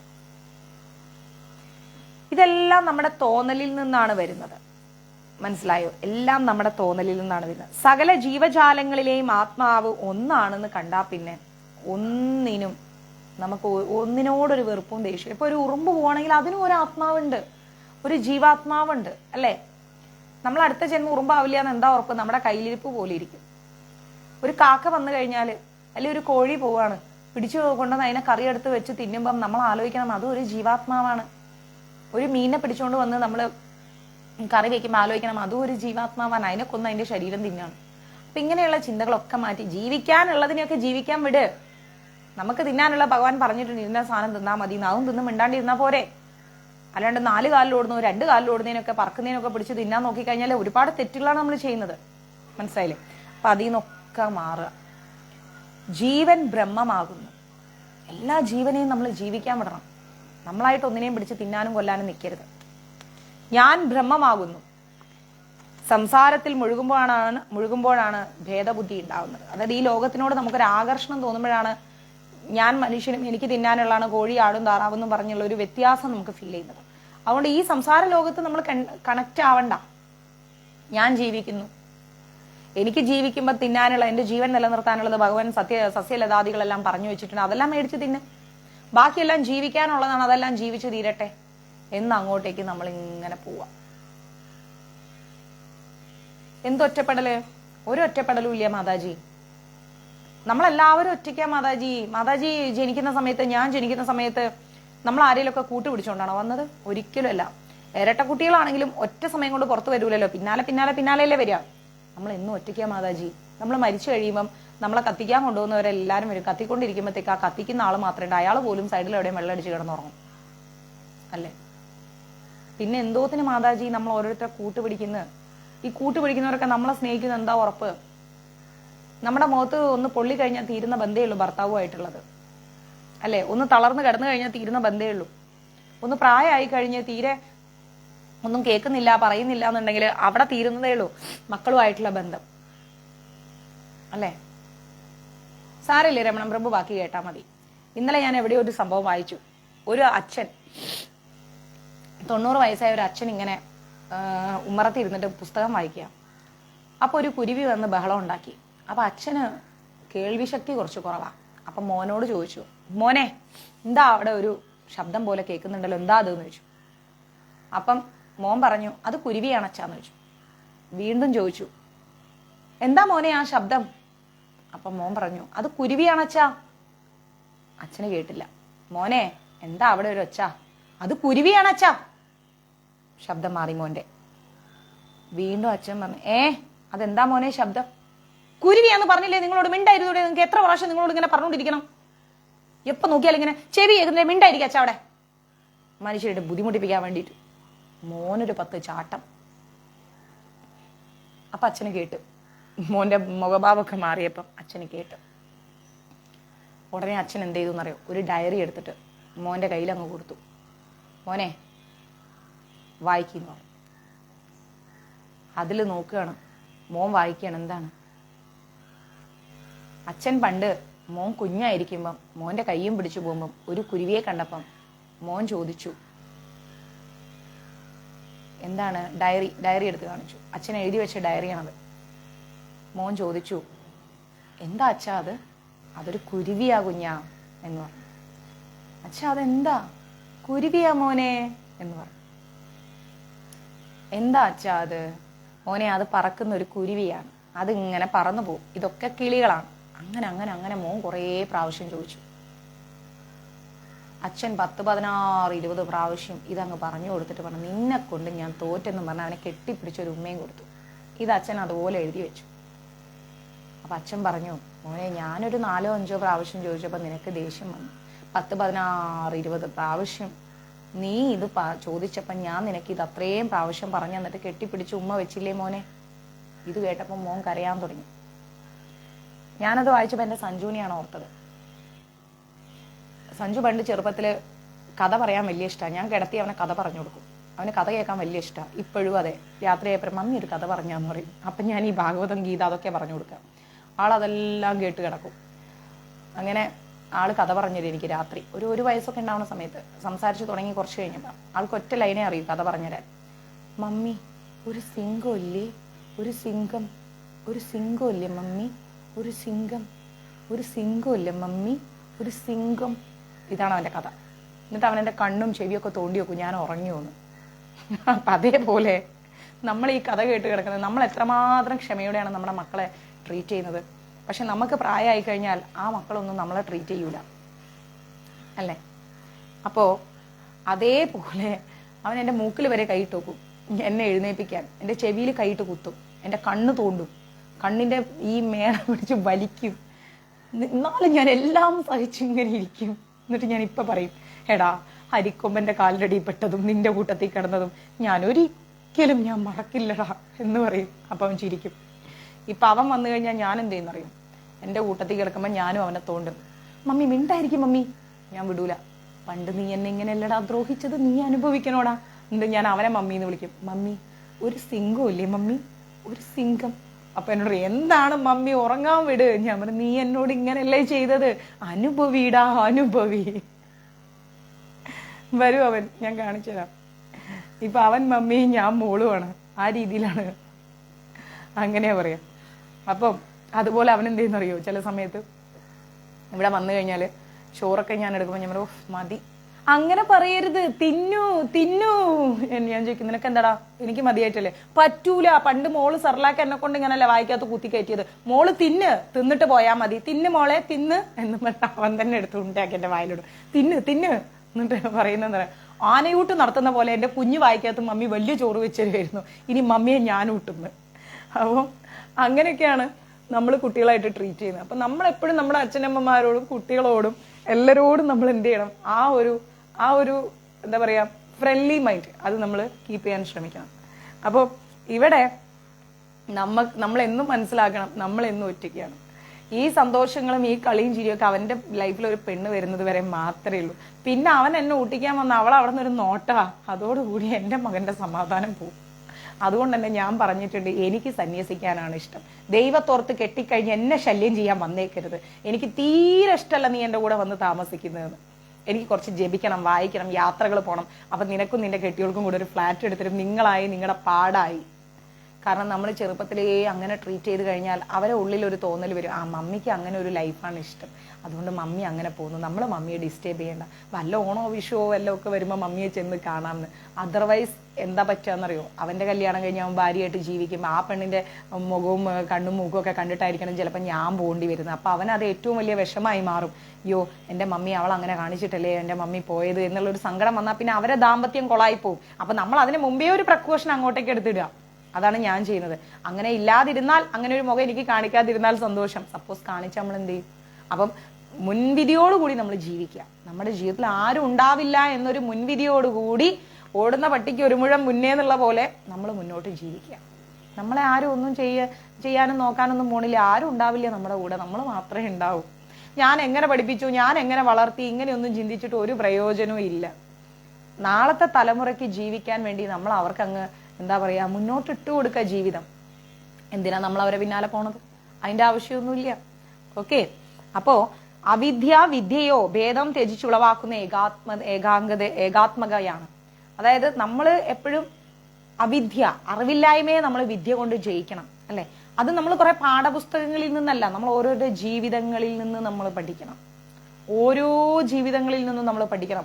വെറുതെ നമ്മളിങ്ങനെ ഓരോ വൃദ്ധസ്ഥാനത്തിലൊക്കെ പോയി കാശൊക്കെ കൊടുത്തിട്ട് നമ്മൾ അയ്യോ പാവ അമ്മമാര് എന്തൊരു കഷ്ടമായി, ഇപ്പൊ ഈ മക്കളൊക്കെ എന്ത് ദുഷ്ടരാ, ഇങ്ങനെയൊന്നും ചിന്തിക്കേണ്ട, നാളെ നമുക്ക് അങ്ങനെ ഒരു സീറ്റ് ഉണ്ടെന്നുള്ള കാര്യം നമ്മൾ മുൻവിധിയോടുകൂടി കാണണം. മനസ്സിലായില്ലേ? മുൻവിധിയോടുകൂടി നമ്മൾ അങ്ങനെ ഒരു ദിവസം കാണണം. കണ്ടിട്ട് നമ്മൾ എന്ത് ചെയ്യാ, ഇലയ്ക്കും മുള്ളിനും കേടില്ലാത്ത പോലെ നമ്മുടെ ലൈഫിനെ നമ്മൾ മുന്നോട്ട് കൊണ്ടുപോവാ. അവരായി അവരെ കാര്യങ്ങളായി. മനസ്സിലായില്ലേ? അവർക്ക് സന്തോഷം കൊടുക്കുക. കാരണം നമ്മൾ ജീവിച്ചു വന്ന സാഹചര്യത്തിലല്ല അവർ മുന്നോട്ട് ജീവിക്കാൻ പോകുന്നത്. നമ്മുടെ കുഞ്ഞുനാളൊന്നും അവർക്കില്ല, അവർക്ക് ടെൻഷൻ പിടിച്ച നാളുകളാണ്. അപ്പൊ നമ്മൾ എന്തിനാ ഒരു ടെൻഷൻ അവർക്ക് കൊടുക്കുന്നത്? അവർ സന്തോഷമായിട്ട് മുന്നോട്ട് പോട്ടെ എന്ന് വിചാരിക്കണം. നമ്മുടെ ഇല്ലായ്മകളും കുറവുകളും ഒന്നും നമ്മൾ അവരോട് പറയാനും വേണ്ട, ഒന്നിനും ചോദിക്കാനും പറയാനൊന്നും വേണ്ട. നമ്മൾ കുറച്ച് പേര് ചേർന്ന് മഞ്ചരീസ് ഉണ്ടാക്കുന്നുണ്ട്, നമുക്ക് എല്ലാവർക്കും കൂടി അവിടെ അങ്ങ് കൂടാന്നേ. നമ്മുടെ വിഷമങ്ങളും സന്തോഷങ്ങളൊക്കെ പറഞ്ഞിട്ട് അവർക്കും ഒരു ആശ്വാസമായ എൻ്റെ അമ്മ ഗുരുവായൂര, അമ്മ അവിടെയുണ്ട്, അവർ സന്തോഷമായിട്ടിരിക്കട്ടെ. നമ്മൾ എന്നും അകന്ന് നിൽക്കുമ്പോഴാണ് നമുക്ക് എന്നൊരു വിലയുണ്ടാവുക. മനസ്സിലായില്ലേ? നമ്മൾ കൂടുതൽ അടുപ്പിക്കാൻ ശ്രമിക്കാൻ നമുക്ക് വിലയുണ്ടാവില്ല, നമുക്ക് സമാധാനവും കിട്ടില്ല. നമുക്ക് ഭഗവാനെ അറിഞ്ഞ ആൾക്കാരല്ലേ നമ്മൾ. അവരൊക്കെ ഇനി എത്ര കാലം കഴിയണം ഭഗവാനെ അറിയാൻ? നമ്മൾ ഭഗവാനെ തേടി പോയിക്കൊണ്ടേയിരിക്കണം. നമ്മുടെ ഫൈനൽ എന്താ പറയാ ഡേയ്സ് അങ്ങനെയാണെങ്കിൽ സന്തോഷമല്ലേ? അങ്ങനെയാണ് നമ്മൾ മുന്നോട്ട് പോകേണ്ടത്. ക്ലിയർ? വെയിലില്ലാതെ തണലില്ല എന്നതുപോലെ അവിദ്യ കൂടാതെ വിദ്യയുടെ മഹത്വം എങ്ങനെ അറിയും?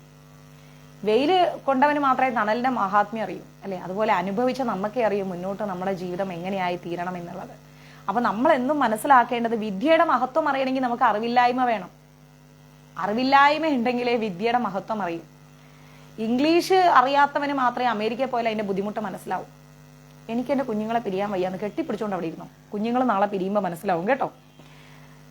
പഞ്ചേന്ദ്രിയങ്ങൾ കർമ്മേന്ദ്രിയങ്ങളായി ബന്ധപ്പെട്ട് പ്രവർത്തിക്കുന്നു. എല്ലാ മക്കളും നമ്മളെ ഉപേക്ഷിക്കും മാതാജി, എല്ലാ മക്കളും നമ്മളെ ഉപേക്ഷിക്കും. ഒരു മക്കളും ഒരു നേരമെങ്കിലും നമുക്കൊരു മുഖം കാണിക്കാതെ നമ്മളെ നിർത്തൂല. അത് അവരെ കുറ്റം പറയുന്നല്ല മാതാജി, അവരുടെ ലോകം അതാണ്.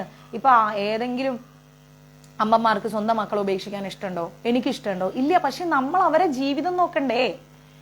അവരെ നമ്മൾ എന്താ പറയാ വേദനിപ്പിക്കാൻ എന്തിനാ നമ്മൾ അവരെ കൂടെ കടിച്ചു തൂങ്ങുന്നത്? ഇപ്പൊ നമ്മുടെ ഭർത്താക്കന്മാര്, നിങ്ങൾ സത്യസന്ധമായ ആത്മാർത്ഥമായി നെഞ്ചിൽ തൊട്ട് പറ, നമ്മുടെ ഭർത്താക്കന്മാര് നമ്മളെക്കാൾ കൂടുതൽ അവരെ അമ്മമാരെ സ്നേഹിച്ച് അവർക്ക് വേണ്ടി മാത്രം സമയം ചെലവഴിച്ചു കഴിഞ്ഞാൽ നമുക്ക് ആർക്കെങ്കിലും ഇഷ്ടപ്പെടുവോ? അപ്പൊ നമ്മൾ മഞ്ജരീസിലൂടെ നമ്മൾ കൃഷ്ണാവോത്തി വന്നുകൊണ്ട് നമ്മൾ അത് സഹിക്കും, എങ്കിലും ഒരു മുറുമുറുപ്പ് നമ്മുടെ എല്ലാവരുടെയും ഉള്ളിൽ കാണും അല്ലെ? അപ്പൊ നമ്മൾ അങ്ങനെയുള്ള സാഹചര്യത്തിൽ നിന്ന് കൊടുക്കരുത്. നമ്മൾ ആരിൽ നിന്നും ഒന്നും പ്രതീക്ഷിക്കരുത്. നമ്മൾ ഭഗവാന്റെ അടുത്ത്, നമ്മുടെ ലോകത്ത്, അത് മതിന്നേ. മക്കളെ ജീവിക്കാൻ അവരുടെ സന്തോഷത്തിന് വിട്ടുകൊടുക്കുക, അല്ലാതെ അയ്യോ അയ്യോ അയ്യോ എന്ന് പറഞ്ഞ് പിടിച്ചു വെക്കരുത്. അത് വേസ്റ്റ് ആണ്, അത് ശരിയല്ല. മനസ്സിലായില്ലേ? എന്തിനാ അത്? പഞ്ചഭൂതങ്ങൾ അവയുടെ തന്മാത്രകളിൽ വർത്തിക്കുന്നു. തന്മാത്ര എന്ന് പറയാൻ അറിയാലോ, ഒരു വസ്തുവിന്റെ ഏറ്റവും ചെറിയ കണികയാണ് തന്മാത്ര എന്ന് പറയുന്നത്, അതിന്റെയും ചെറിയ കണിക ആറ്റം എന്ന് പറയുന്നത്. ഇതൊക്കെ പണ്ട് സ്കൂളിൽ പഠിച്ചിട്ടില്ലേ? അപ്പം ഈ കുറേ തന്മാത്രകളും മാറ്റങ്ങളും എല്ലാം ചേർന്ന് കഴിഞ്ഞാൽ ഒരു വസ്തുവായി. അപ്പൊ ആ ഒരു വസ്തുവിനെ എന്താ പറയുന്നത്? പഞ്ചഭൂതങ്ങളായിട്ട് മാറിക്കൊണ്ടിരിക്കുകയാണ്. ഇന്ദ്രിയങ്ങൾ അവയുടെ വിഷയങ്ങളിൽ വ്യാപരിക്കട്ടെ. ഇന്ദ്രിയങ്ങൾ ഇങ്ങനെ സുഖമായിട്ട് മണം സഹിച്ചും എന്താ പറയാ മണം കേട്ടും അത് കേട്ടും ഇത് കേട്ടും ഒക്കെ അങ്ങനെ ജീവിച്ചു പോട്ടെ. നമ്മൾ അതിലൊന്നും മനസ്സ് കൊടുക്കണ്ട. നമ്മുടെ കണ്ണിൽ പലതും കാണും, നമ്മുടെ കാതുകൊണ്ട് പലതും കേൾക്കും, നമ്മുടെ നാവിൽ പല രുചികളും കഴിക്കാൻ ആഗ്രഹമുണ്ട്. ഇതിനൊന്നും നമ്മൾ നമ്മുടെ മനസ്സിനെ കൊടുക്കരുത്. മനസ്സിനെ എല്ലാ ഇന്ദ്രിയങ്ങളിൽ നിന്നും പുറത്തു കൊണ്ടുവരിക. ആത്മാവിന് ഇതൊക്കെ കൊണ്ട് എന്താണ് ഛേദം? ആത്മാവിന് ഇതൊന്നും വേണ്ടെന്നേ. മണവും ഗുണവും സ്നേഹവും ഇതൊന്നും ആത്മാവിന് വേണ്ട. ഭഗവാനെ മതി ആത്മാവിന്. വേദങ്ങൾ സമൂഹത്തിന്റെ രക്ഷയ്ക്കായി ധർമ്മശാസ്ത്രങ്ങൾ നിർദ്ദേശിച്ചിട്ടുള്ളതുപോലെ ബൗദ്ധന്മാർക്ക് പറ്റിയതുപോലെ ധർമ്മച്യുതി ഉണ്ടാകാതിരിക്കാനാണ് വർണ്ണാശ്രമ ധർമ്മങ്ങൾ നശിക്കാതെ സൂക്ഷിക്കുന്നത് എന്ന് എല്ലാവർക്കും നന്മ വരുത്തും. മനസ്സിലായില്ലേ? എനിക്കൊരു സീറ്റ് വേണം, എനിക്ക് 2 ആൺമക്കളാണ്. ആൺമക്കളും പെൺമക്കളും ഉള്ളവരൊക്കെ സീറ്റ് ബുക്ക് ചെയ്തു, നമുക്ക് എല്ലാവർക്കും അവിടെ കൂടാം. ഗുരുവായൂരപ്പൻ മിക്കവാറും നമ്മളെല്ലാരും വരുന്നു എന്ന് കാണുമ്പോൾ ഓടി ഗോലോകത്തേക്ക് പോയി. എന്റെ അമ്മോ, ആ ഗുരുവായൂർ മഞ്ജരീസ് കടപുഴകി വരുന്നുണ്ടേന്നും പറഞ്ഞുകൊണ്ട് ഭഗവാൻ ഓടി ഗോലോകത്തേക്ക് പോകും ഗുരുവായൂർ. ഞാൻ ഇനി ഇവിടെ നിൽക്കൂല, എല്ലാം കൂടെ ചേർന്ന് എന്നെ ശല്യം ചെയ്യുന്നു. മനസ്സിലായില്ലേ? അപ്പൊ അതേപോലെ നമ്മൾ എന്ത് ചെയ്യുക? ധർമ്മച്യുതി ഉണ്ടാവാതിരിക്കാൻ, ധർമ്മം നശിക്കാതിരിക്കാൻ. പഠിക്കാൻ ദൂരെ പോകണമെന്ന് പറഞ്ഞാലും വിടണം എന്നാണോ മാതാജി? നമുക്ക് സാധിക്കുമെങ്കിൽ വിടണം. ദൂരെ പോയി പഠിച്ചാൽ മാത്രമേ മക്കളിൽ നിന്ന് പിരിയാൻ പറ്റൂ എന്നല്ല. അവർ പഠിക്കട്ടെ എന്ന് വിചാരിക്കണം. ദൂരെ പോയി പഠിക്കണം പോയി പഠിക്കട്ടെ, അതിനിപ്പോ എന്താ? കുട്ടികളുടെ വിദ്യാഭ്യാസം നമ്മൾ ഒരിക്കലും തടസ്സം നിൽക്കരുത്. നമുക്ക് അതിനുള്ള സാമ്പത്തിക ശേഷി ഉണ്ടെങ്കിൽ നമ്മൾ വിടണം. ഇനി അതല്ല നമുക്ക് അതിനുള്ള സാമ്പത്തിക ശേഷി ഉണ്ടെങ്കിൽ വിടണ്ട. പക്ഷെ കുട്ടികൾക്ക് ഒരു ഇൻഡിപെൻഡൻസി കൊടുക്കണം. ഫീഡിങ് ബേബീസ് ആക്കി കുട്ടികളെ വളർത്തിയത് എനിക്ക് ഇഷ്ടമല്ലാതെ. എൻ്റെ മോനിപ്പോൾ കുറേ നാളുകളായിട്ട് കോഴിക്കോടാണ്. അവൻ തന്നെ അവൻ്റെ തുണി കഴുകും, അവൻ തന്നെ വീട് വൃത്തിയാക്കും, കുക്കിങ്ങിന് മാത്രം ഒരാളെ വെച്ച് കൊടുത്തിട്ടുണ്ട്. അവൻ്റെ കാര്യങ്ങളൊക്കെ അവനാ ചെയ്യുന്നത്. എനിക്കങ്ങനെ അവനെ തൊട്ടും തലോടിയും അവനെങ്ങനെ ഫീഡിങ് ബോയ് ആക്കി മാറ്റാൻ എനിക്ക് ഇഷ്ടമില്ല.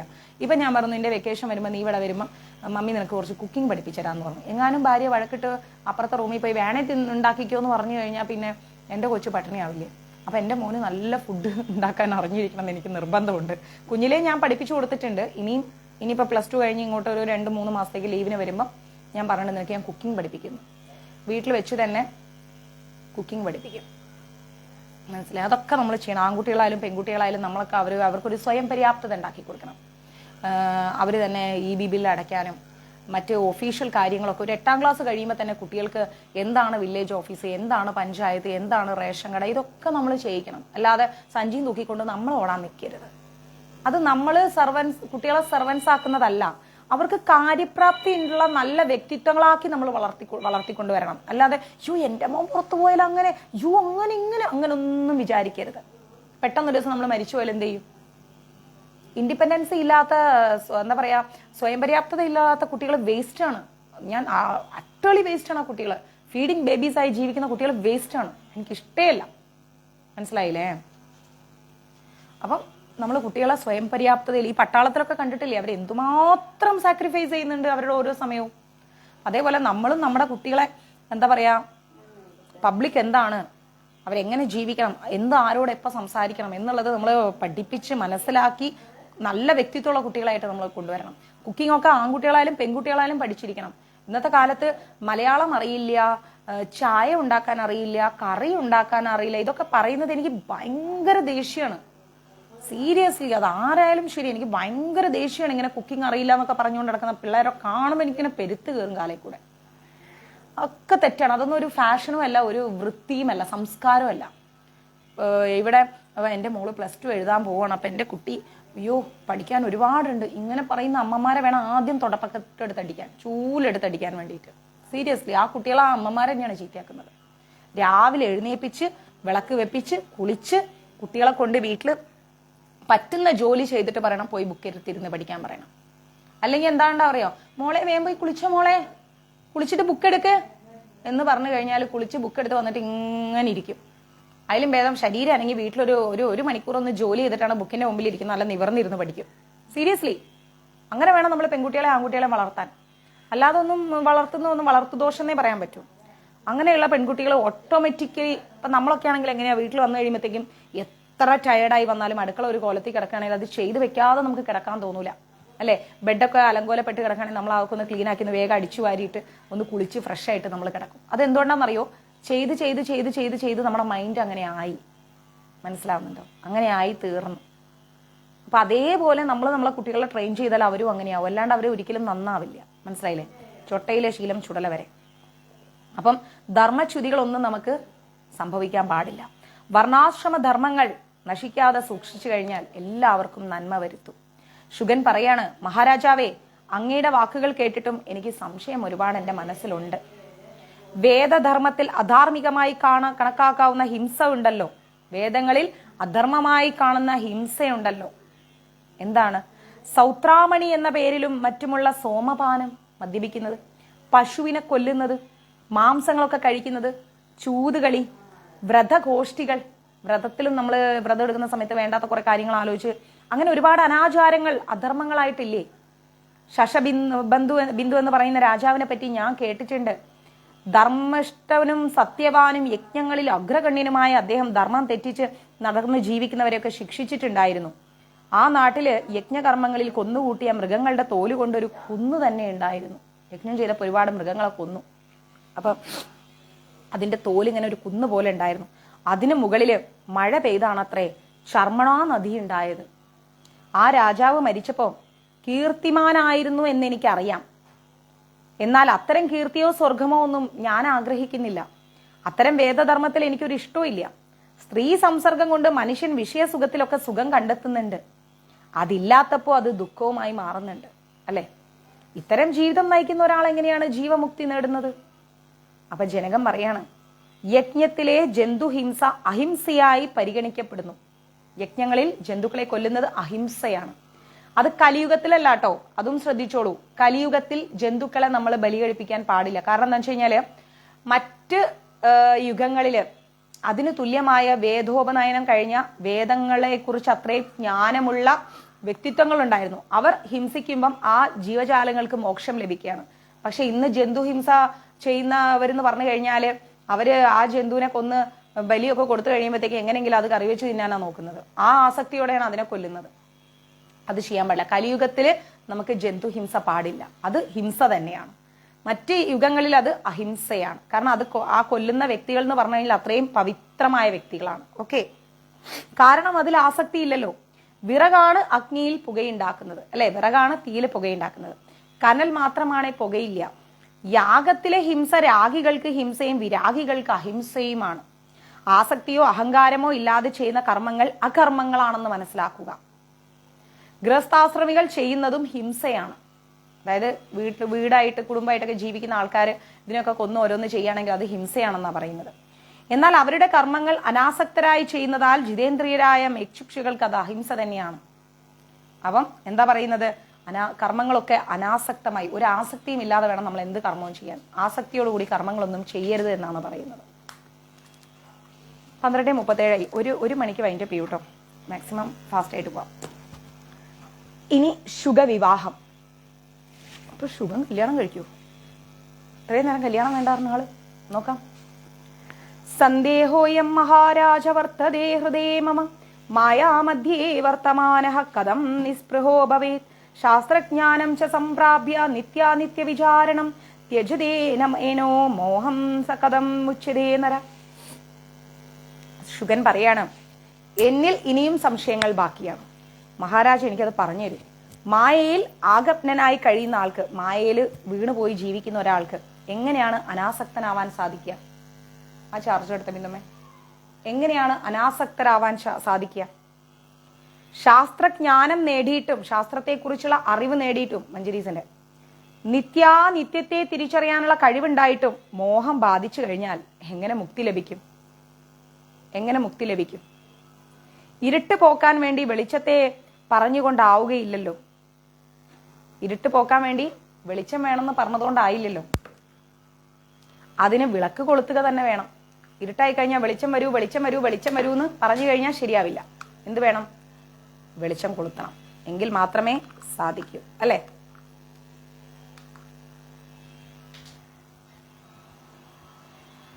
അതുപോലെ മനസ്സിൽ നിന്ന് അറിവില്ലായ്മയുടെ ഇരുള് മാറ്റാൻ ശാസ്ത്ര പഠനം വേണമെന്ന് പറഞ്ഞിട്ട് കാര്യമില്ല, പഠിക്കണം. അത് പരോക്ഷമായിരിക്കുന്ന ഒരറിവാണ്. അപരോക്ഷാനുഭൂതി അല്ലെങ്കിൽ ആത്മാനുഭാവം കൊണ്ട് മാത്രമേ അവിദ്യ ഇരുട്ടകറ്റുന്ന ജ്ഞാനമാകുന്ന സൂര്യൻ ഉദിക്കുകയുള്ളൂ. അതായത് നമ്മൾ അനുഭവത്തിലൂടെയൊക്കെ മനസ്സിലാക്കി ചിന്തിച്ച് മനസ്സിനെയൊക്കെ ഏകാഗ്രതയോടുകൂടി വെച്ച് നമ്മൾ അജ്ഞാനമാകുന്ന ആ ഇരുട്ടിനെ മനസ്സിൽ നിന്ന് അകറ്റണം. നമുക്ക് ചുറ്റും പലതും സംഭവിക്കും.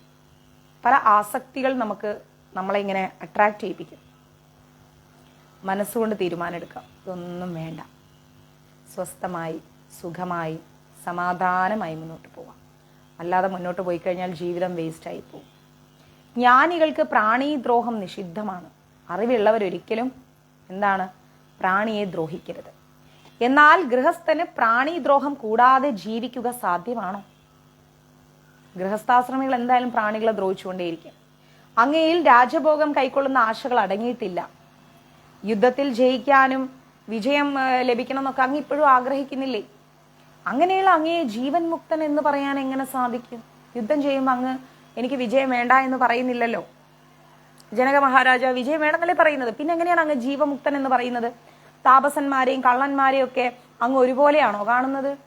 കള്ളന്മാരായിട്ടും തപസ് ചെയ്യുന്ന ആൾക്കാരായിട്ടല്ലേ അങ്ങ് കാണുന്നത്? തന്റെ അന്യത്തെ എങ്ങനെയുള്ള വിവേചനവും അങ്ങേക്കില്ലേ? അങ്ങയുടേതും മറ്റുള്ളവരതുമായിട്ടല്ലേ അങ്ങ് കാണുന്നത്. അപ്പോ അങ്ങ് എങ്ങനെയാണ് ജീവമുക്തനും വിദേഹനും ഒക്കെ ആവുന്നത്?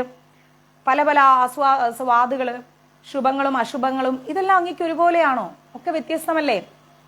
ജാഗ്രത് സ്വപ്ന സുഷുപ്തികളും 3 കാലഭേദങ്ങളുമുള്ള അങ്ങ് 4ാമത്തെ അവസ്ഥയായ തിരുത്തിയിൽ അതെങ്ങനെയാണ് പറയാൻ പറ്റുക? അങ്ങ് രാജ്യഭരണം നടത്തിക്കൊണ്ടിരിക്കുമ്പം അങ്ങേക്ക് പല ആഗ്രഹങ്ങളില്ലേ, പല ആവശ്യങ്ങളില്ലേ? പിന്നെ എങ്ങനെയാണ് അങ്ങ് മുക്തനാണെന്നൊക്കെ പറയുന്നത്? ആന, കുതിര, കാലാൾ തുടങ്ങിയ സേനകൾക്കൊക്കെ ഒപ്പം നിൽക്കുമ്പോൾ ഇവർക്കെല്ലാം നാഥൻ അങ്ങല്ലേ? അങ്ങ് എളിയവനായി നിൽക്കുന്നില്ലല്ലോ. അങ്ങ് ഇതിന്റെ എല്ലാം നാഥനാണെന്നൊരു തോന്നൽ അങ്ങേക്കില്ലേ? സുഖദുഃഖങ്ങളൊക്കെ അങ്ങേക്ക് ഒരുപോലെയാണോ? പാമ്പിനെ കഴുത്തിലിടുന്നതും മാല കഴുത്തിലണിയുന്നതും അങ്ങേക്ക് ഒരുപോലെയാണോ? മാലയ്ക്ക് മാലയും പാമ്പിന് പാമ്പും അല്ലേ? മൺകട്ടയും സ്വർണവും ഒക്കെ അങ്ങേക്ക് ഒരുപോലെയാണോ? അയാൾ എല്ലാവർക്കും ഹിതകാരിയാണ്. എന്റെ മനസ്സിൽ ഗൃഹസ്ഥനാവാനുള്ള ആശ തീരെയില്ല. ശുഗൻ പറയണേ, എന്റെ മനസ്സിൽ അങ്ങനെ ഗൃഹസ്ഥനാവാനുള്ള ഒരാഗ്രഹവും ഇല്ല. ഒന്നിനോട് ആഗ്രഹമില്ലാതെ സഞ്ചരിക്കുന്ന അങ്ങനെ ജീവിക്കാനാണ് എനിക്കിഷ്ടം. നിസ്സംഗനും നിർമ്മനുമായിട്ട് കായ്കിഴങ്ങളൊക്കെ കഴിച്ച് ഇഷ്ടമുള്ളിടത്ത് കിടന്നുറങ്ങണം, അങ്ങനെയുള്ളൂ. അങ്ങ് അങ്ങനെയൊന്നും അല്ലല്ലോ. അങ്ങ് കൊട്ടാരത്തിലല്ലേ ജീവിക്കുന്നത്. രാഗബുദ്ധിയും ഗുണഭേദവും ഇല്ലാത്ത എനിക്ക് സുന്ദരിയായ ഭാര്യയും ധനമൊക്കെ വേണമെന്ന് ഞാൻ എന്തിനാ ആഗ്രഹിക്കുന്നത്? എനിക്കിങ്ങനെയുള്ള ഒരു ആഗ്രഹവും ഇല്ല. അങ്ങേക്ക് സുന്ദരിയായ ഭാര്യയുണ്ട്, കൊട്ടാരമുണ്ട്, യുദ്ധമുണ്ട്, എല്ലാം ഉണ്ട്. എനിക്കാണെങ്കിൽ അതൊന്നുമില്ല എന്ന് പറഞ്ഞു. വൈവിധ്യമാർന്നിരിക്കുന്ന രാഗബുദ്ധി വെച്ച് പുലർത്തുന്ന അങ്ങ് വിമുക്തനാണെന്ന് പറയുന്നത് ഒരു പൊങ്ങച്ചമല്ലേ? എനിക്ക് സംശയമുണ്ട്. ശുഗൻ പറയണം, ശത്രു, ധനം, സൈന്യം ഇങ്ങനെ പലതിനെ കുറിച്ചും ചിന്തിക്കാതെ രാജാവായിട്ട് അങ്ങനെ ജീവിക്കാൻ പറ്റുമോ? മിതമായിട്ട് ഭക്ഷണമൊക്കെ കഴിച്ച് വ്രതമൊക്കെ എടുത്ത് മാമുനിമാര് പ്രപഞ്ച വിഷയത്തിൽ അങ്ങനെ ജീവിച്ചു പോകുന്നുണ്ട്. അങ്ങയുടെ കുലത്തിൽ പിറന്നവർക്ക് വിദേഹർ എന്ന കുലനാമം വെറുതെ കിട്ടിയതാണ്. അല്ലാതെ നിങ്ങളൊന്നും വിദേഹികളല്ല. അതിൽ കാര്യമില്ല ആ പേരില്. വിദ്യാഭ്യാസം തൊട്ട് തീണ്ടാത്തവന് വിദ്യാധരൻ എന്ന് പേരിട്ട പോലെയായി പോയി. അത് കൊള്ളാം അല്ലേ? വിദ്യാഭ്യാസം ഇല്ലാത്തവന് വിദ്യാധരൻ എന്ന് പേരിട്ടാൽ എങ്ങനെ ഇരിക്കും? ആ ശുഗൻ ആള് കൊള്ളാലോ. നമുക്ക് നല്ലൊരു ഇത് പഠിപ്പിച്ചെന്നു. എന്താണ് കോമഡി? വിദ്യാഭ്യാസം ഇല്ലാത്തവന് വിദ്യാധരൻ എന്ന് പേരിട്ട പോലെയായി. ദരിദ്രന് ലക്ഷ്മീധരൻ എന്നും. അത് നല്ല പോയിന്റാണ്. ദരിദ്രന് ലക്ഷ്മീധരൻ എന്നും അന്ധന് ദിവാകരൻ എന്നൊക്കെ പേരിടുന്നതാണ് ഇപ്പൊ നാട്ടു നടപ്പ്. അടിപൊളി, കലക്കി. പൈസ ഇല്ലാണ്ട് പാവപ്പെട്ട ദരിദ്രം പിടിച്ച് ജീവിക്കുന്നവന് ലക്ഷ്മീധരൻ എന്ന് പേരിട്ടാലും വിദ്യാഭ്യാസം ഇല്ലാത്തവന് എന്താണ് വിദ്യാധരന് പേരിട്ട പോലെയും അന്ധന് ദിവാകരന് പേരിട്ട പോലെയായെന്ന്. അത് കറക്റ്റ്. അങ്ങയുടെ കുലവാസികള് കർമ്മത്താലല്ല വെറും പേരുകൊണ്ടാണ് വിദേഹരായിരിക്കുന്നത്. മനസ്സിലായില്ലേ? ഞാൻ അതിൽ സംശയിക്കുന്നുണ്ട്. അങ്ങൊന്നും കർമ്മം ചെയ്യുന്ന ആളല്ല. അങ്ങയുടെ കുലത്തിലുണ്ടായിരുന്ന നിമി ചക്രവർത്തി ഒരിക്കൽ യാഗം ചെയ്യാനായിട്ട് കുലഗുരുവായ വസിഷ്ഠനെ വിളിച്ചത് ഓർക്കുന്നുണ്ടോ? എന്നാൽ ആ സമയത്ത് ദേവേന്ദ്രൻ മറ്റൊരു യജ്ഞത്തിനായിട്ട് മുനിയെ വിളിച്ചിട്ടുണ്ടായിരുന്നു. ദേവേന്ദ്രൻ, ഇതും നമ്മൾ പഠിച്ച കഥയാണ്. ദേവേന്ദ്രൻ വസിഷ്ഠനെ വേറൊരു ബിന്ദു അമ്മേ ആട്ടാതെ അവിടെ ഇരുന്നിട്ട് ഇതെല്ലാം കൂടി തട്ടി താഴെ ഇടുമല്ലോ നിങ്ങൾ, ചുമ്മാ ഇരി. ഞാൻ തന്നെ ഒരു അഡ്ജസ്റ്റ്മെന്റിലെ ടേബിളിൽ ഇതൊക്കെ വെച്ചത്, എന്നിട്ട് അതെല്ലാം കൂടിയിട്ട് ആട്ടിക്കൊണ്ടിരിക്കുന്നു. അപ്പൊ ദേവേന്ദ്രൻ പോയിട്ട് വസിഷ്ഠനെ വിളിച്ചു. നമ്മുടെ നിമി ചക്രവർത്തി പോയിട്ട് വസിഷ്ഠനെ വിളിച്ചു ഒരു യാഗം ചെയ്യാൻ. ആ സമയത്ത് ദേവേന്ദ്രൻ നേരത്തെ വസിഷ്ഠനെ ബുക്ക് ചെയ്ത് കൊണ്ടുപോയി. യാഗം പൂർത്തിയാക്കിയതിനു ശേഷം നിമി രാജാവിന്റെ യാഗം ചെയ്യാന്നായിരുന്നു മുനി പറഞ്ഞത്. പക്ഷെ നിമി എന്ത് ചെയ്തു? വസിഷ്ഠൻ ബിസിയാന്ന് കണ്ടപ്പോഴേക്കും വേറൊരാളെ വിളിച്ചിട്ട് യാഗം ചെയ്യിച്ചു. ഈ വാർത്ത കേട്ടപ്പം മുനിക്ക് ഭയങ്കര ദേഷ്യമായി. ഗുരു നിന്ദ ചെയ്ത നീ അങ്ങ് നിലം പതിച്ചു പോട്ടെ എന്ന് രാജാവിനെ നിമിയെ അങ്ങ് ശപിച്ചു. അങ്ങയുടെ ദേഹമൊക്കെ വീണു പോട്ടെ എന്ന് രാജാവും തിരിച്ചങ്ങ് ശപിച്ചു. വിദേഹനായ രാജാവ് മുനിയെയും ശപിച്ചു. അതെങ്ങനെ സാധിക്കും? നിമി രാജാവ് അങ്ങയുടെ കുലത്തിലുണ്ടായതല്ലേ, വിദേഹനല്ലേ, പിന്നെ എങ്ങനെ മുനീനെ ശപിക്കും? ഇതെല്ലാം വേറൊരു തമാശയായിട്ടാണ് എനിക്ക് തോന്നുന്നതെന്ന്. ജനകൻ പറഞ്ഞു, അങ്ങ് പറഞ്ഞതിലൊരു സത്യമുണ്ട്.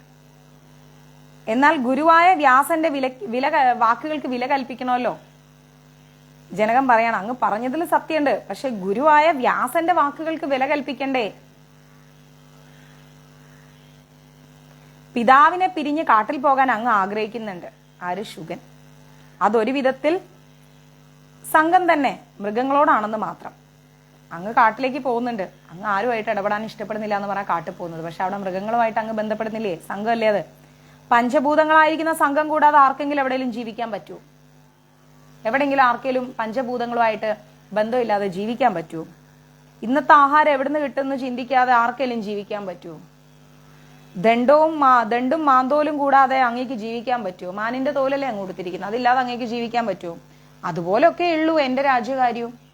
ഞാനും രാജാവായിരിക്കുന്നതൊക്കെ ഇല്ലാതെ ഞാനും എങ്ങനെ ജീവിക്കും? രാജ്യചിന്ത എന്നിലുണ്ടെങ്കിലും ഇല്ലാതെ ഒക്കെ ജീവിക്കാം. എന്നാൽ ഞാൻ അതിലൊന്നും വിഷമിക്കാറില്ല എന്നുള്ളതാണ് വാസ്തവം. ജയിച്ചാലും തോറ്റാലും എനിക്കൊരു വിഷയമല്ല. എന്റെ മനസ്സാണ് ഞാൻ നിയന്ത്രിച്ചുകൊണ്ടിരിക്കുന്നത്. ജനകൻ പറയാണ്, അങ്ങയിൽ കുറെ സംശയവും തെറ്റിദ്ധാരണയും ഒക്കെ വന്നിരിക്കുന്നു. അത് തീർക്കാനായിട്ട് അങ്ങ് ഇത്രയും ദൂരം വന്നു അല്ലേ? എന്നാൽ എന്നിൽ അതൊന്നും ഇല്ല. എന്നിൽ ഒരു സംശയവും ഇല്ല, ഒരു തെറ്റിദ്ധാരണയും ഇല്ല. അതുകൊണ്ട് എനിക്ക് എവിടെയും പോയിട്ട് അതൊന്നും തീർക്കേണ്ട കാര്യമില്ല. ജനകനും ആള് കൊള്ളാം കേട്ടോ. തീർത്തും സംശയരഹിതനായിട്ടാണ് ഞാൻ ജീവിക്കുന്നത്. എനിക്ക് ആരെ മേലെ ഒരു സംശയവും ഇല്ല. ഞാൻ സുഖമായി ഉണ്ണുന്നു, ഉറങ്ങുന്നു. ഒരു തടവറയ്ക്കുള്ളിൽ ജീവിക്കുന്ന ഒരാളാണെന്നുള്ള ചിന്തയൊന്നും എൻ്റെ ഉള്ളിലില്ല. അതുകൊണ്ട് എനിക്ക് സുഖം മാത്രമേ ഉള്ളൂ. എൻ്റെ പേര് സുഖീന്ന് വെച്ച് ഞാൻ ജീവിക്കുന്നു. എന്നാൽ അങ്ങാണെങ്കിലോ എപ്പോഴും സ്വയം സംശയിച്ചുകൊണ്ടേ ദുഃഖിതനായി കഴിയണം. എന്ത് ചെയ്യും ആലോചിച്ചിട്ട്. അങ്ങയിൽ നിന്ന് ആ സംശയത്തെ ആദ്യം ജനകൻ പറയാം, ഈ ദേഹം എന്റേതാണ് എന്ന തോന്നലാണ് ബന്ധനം. ശരിയല്ലേ? ഈ ശരീരം എന്റേതാണെന്നുള്ള ആ ഒരു തോന്നലാണ് ബന്ധനം എന്ന് പറയുന്നത്. അങ്ങ് പറയാണ് കല്യാണം കഴിക്കുന്നതാണ് ബന്ധനം എന്നുള്ളത്. ഈ ശരീരം എന്റേതാണെന്നുള്ളൊരു തോന്നലാണ് ഏറ്റവും വലിയ ബന്ധനം. ദേഹം, രാജ്യം, ധനം ഇതൊന്നും എന്റേതല്ല എന്ന ഉറച്ച ബോധമാണ് മുക്തി എന്ന് പറയുന്നത്. ഈ രാജ്യവും ഈ പണവും ഈ ദേഹവും എന്റേതല്ല എന്നുള്ള ആ ഒരു തോന്നൽ അതെനിക്കുണ്ട്. അത് തന്നെയാണ് മുക്തി. എന്നിട്ട് സൂതൻ പറയണം, ജനകന്റെ മറുപടി കേട്ടപ്പം നല്ല വയറങ്ങ് നിറഞ്ഞു. സൂതന് സംപ്രീതനായി. അപ്പൊ ശുഗൻ നേരെ ഈ ജനകന്റെ മറുപടിയൊക്കെ കേട്ടപ്പോഴത്തേക്ക് ശുഗന്റെ മനസ്സങ്ങ് നിറഞ്ഞു. എന്നിട്ട് വ്യാസന്റെ അടുത്തേക്ക് തിരിച്ചുപോയി ശുഗൻ. പിതാവ് എന്ത് ചെയ്ത് നേരെ കെട്ടിപ്പിടിച്ച് ശുഗനോട് ചോദിച്ചു, ജനക മഹാരാജാവിന്റെ അവസ്ഥ കണ്ടിട്ട് നീ സന്തോഷവാനായല്ലേ? ഇനി എന്താ നിന്റെ പ്ലാൻ എന്ന് ചോദിച്ചപ്പോൾ ശുഗൻ പറഞ്ഞു, ഞാൻ ഇനി അച്ഛന്റെ കൂടെ ആശ്രമത്തിൽ കഴിഞ്ഞോളാന്ന് പറഞ്ഞു. സുന്ദരിയും സുഭകയുമായിരിക്കുന്ന പിബരി ശുഗന് സഹധർമ്മിണിയായി. പിബരി, അവളില് കൃഷ്ണൻ, ഗൗരപ്രഭൻ, ഭൂരി, ദേവശ്രുതൻ അങ്ങനെ എന്താ പറയാ പേരുള്ള 4 ആൺകുട്ടികളും കീർത്തി എന്നൊരു മകളും ഉണ്ടായി ശുഗന്. കീർത്തിയെ പോയിട്ട് വിഭ്രാജന്റെ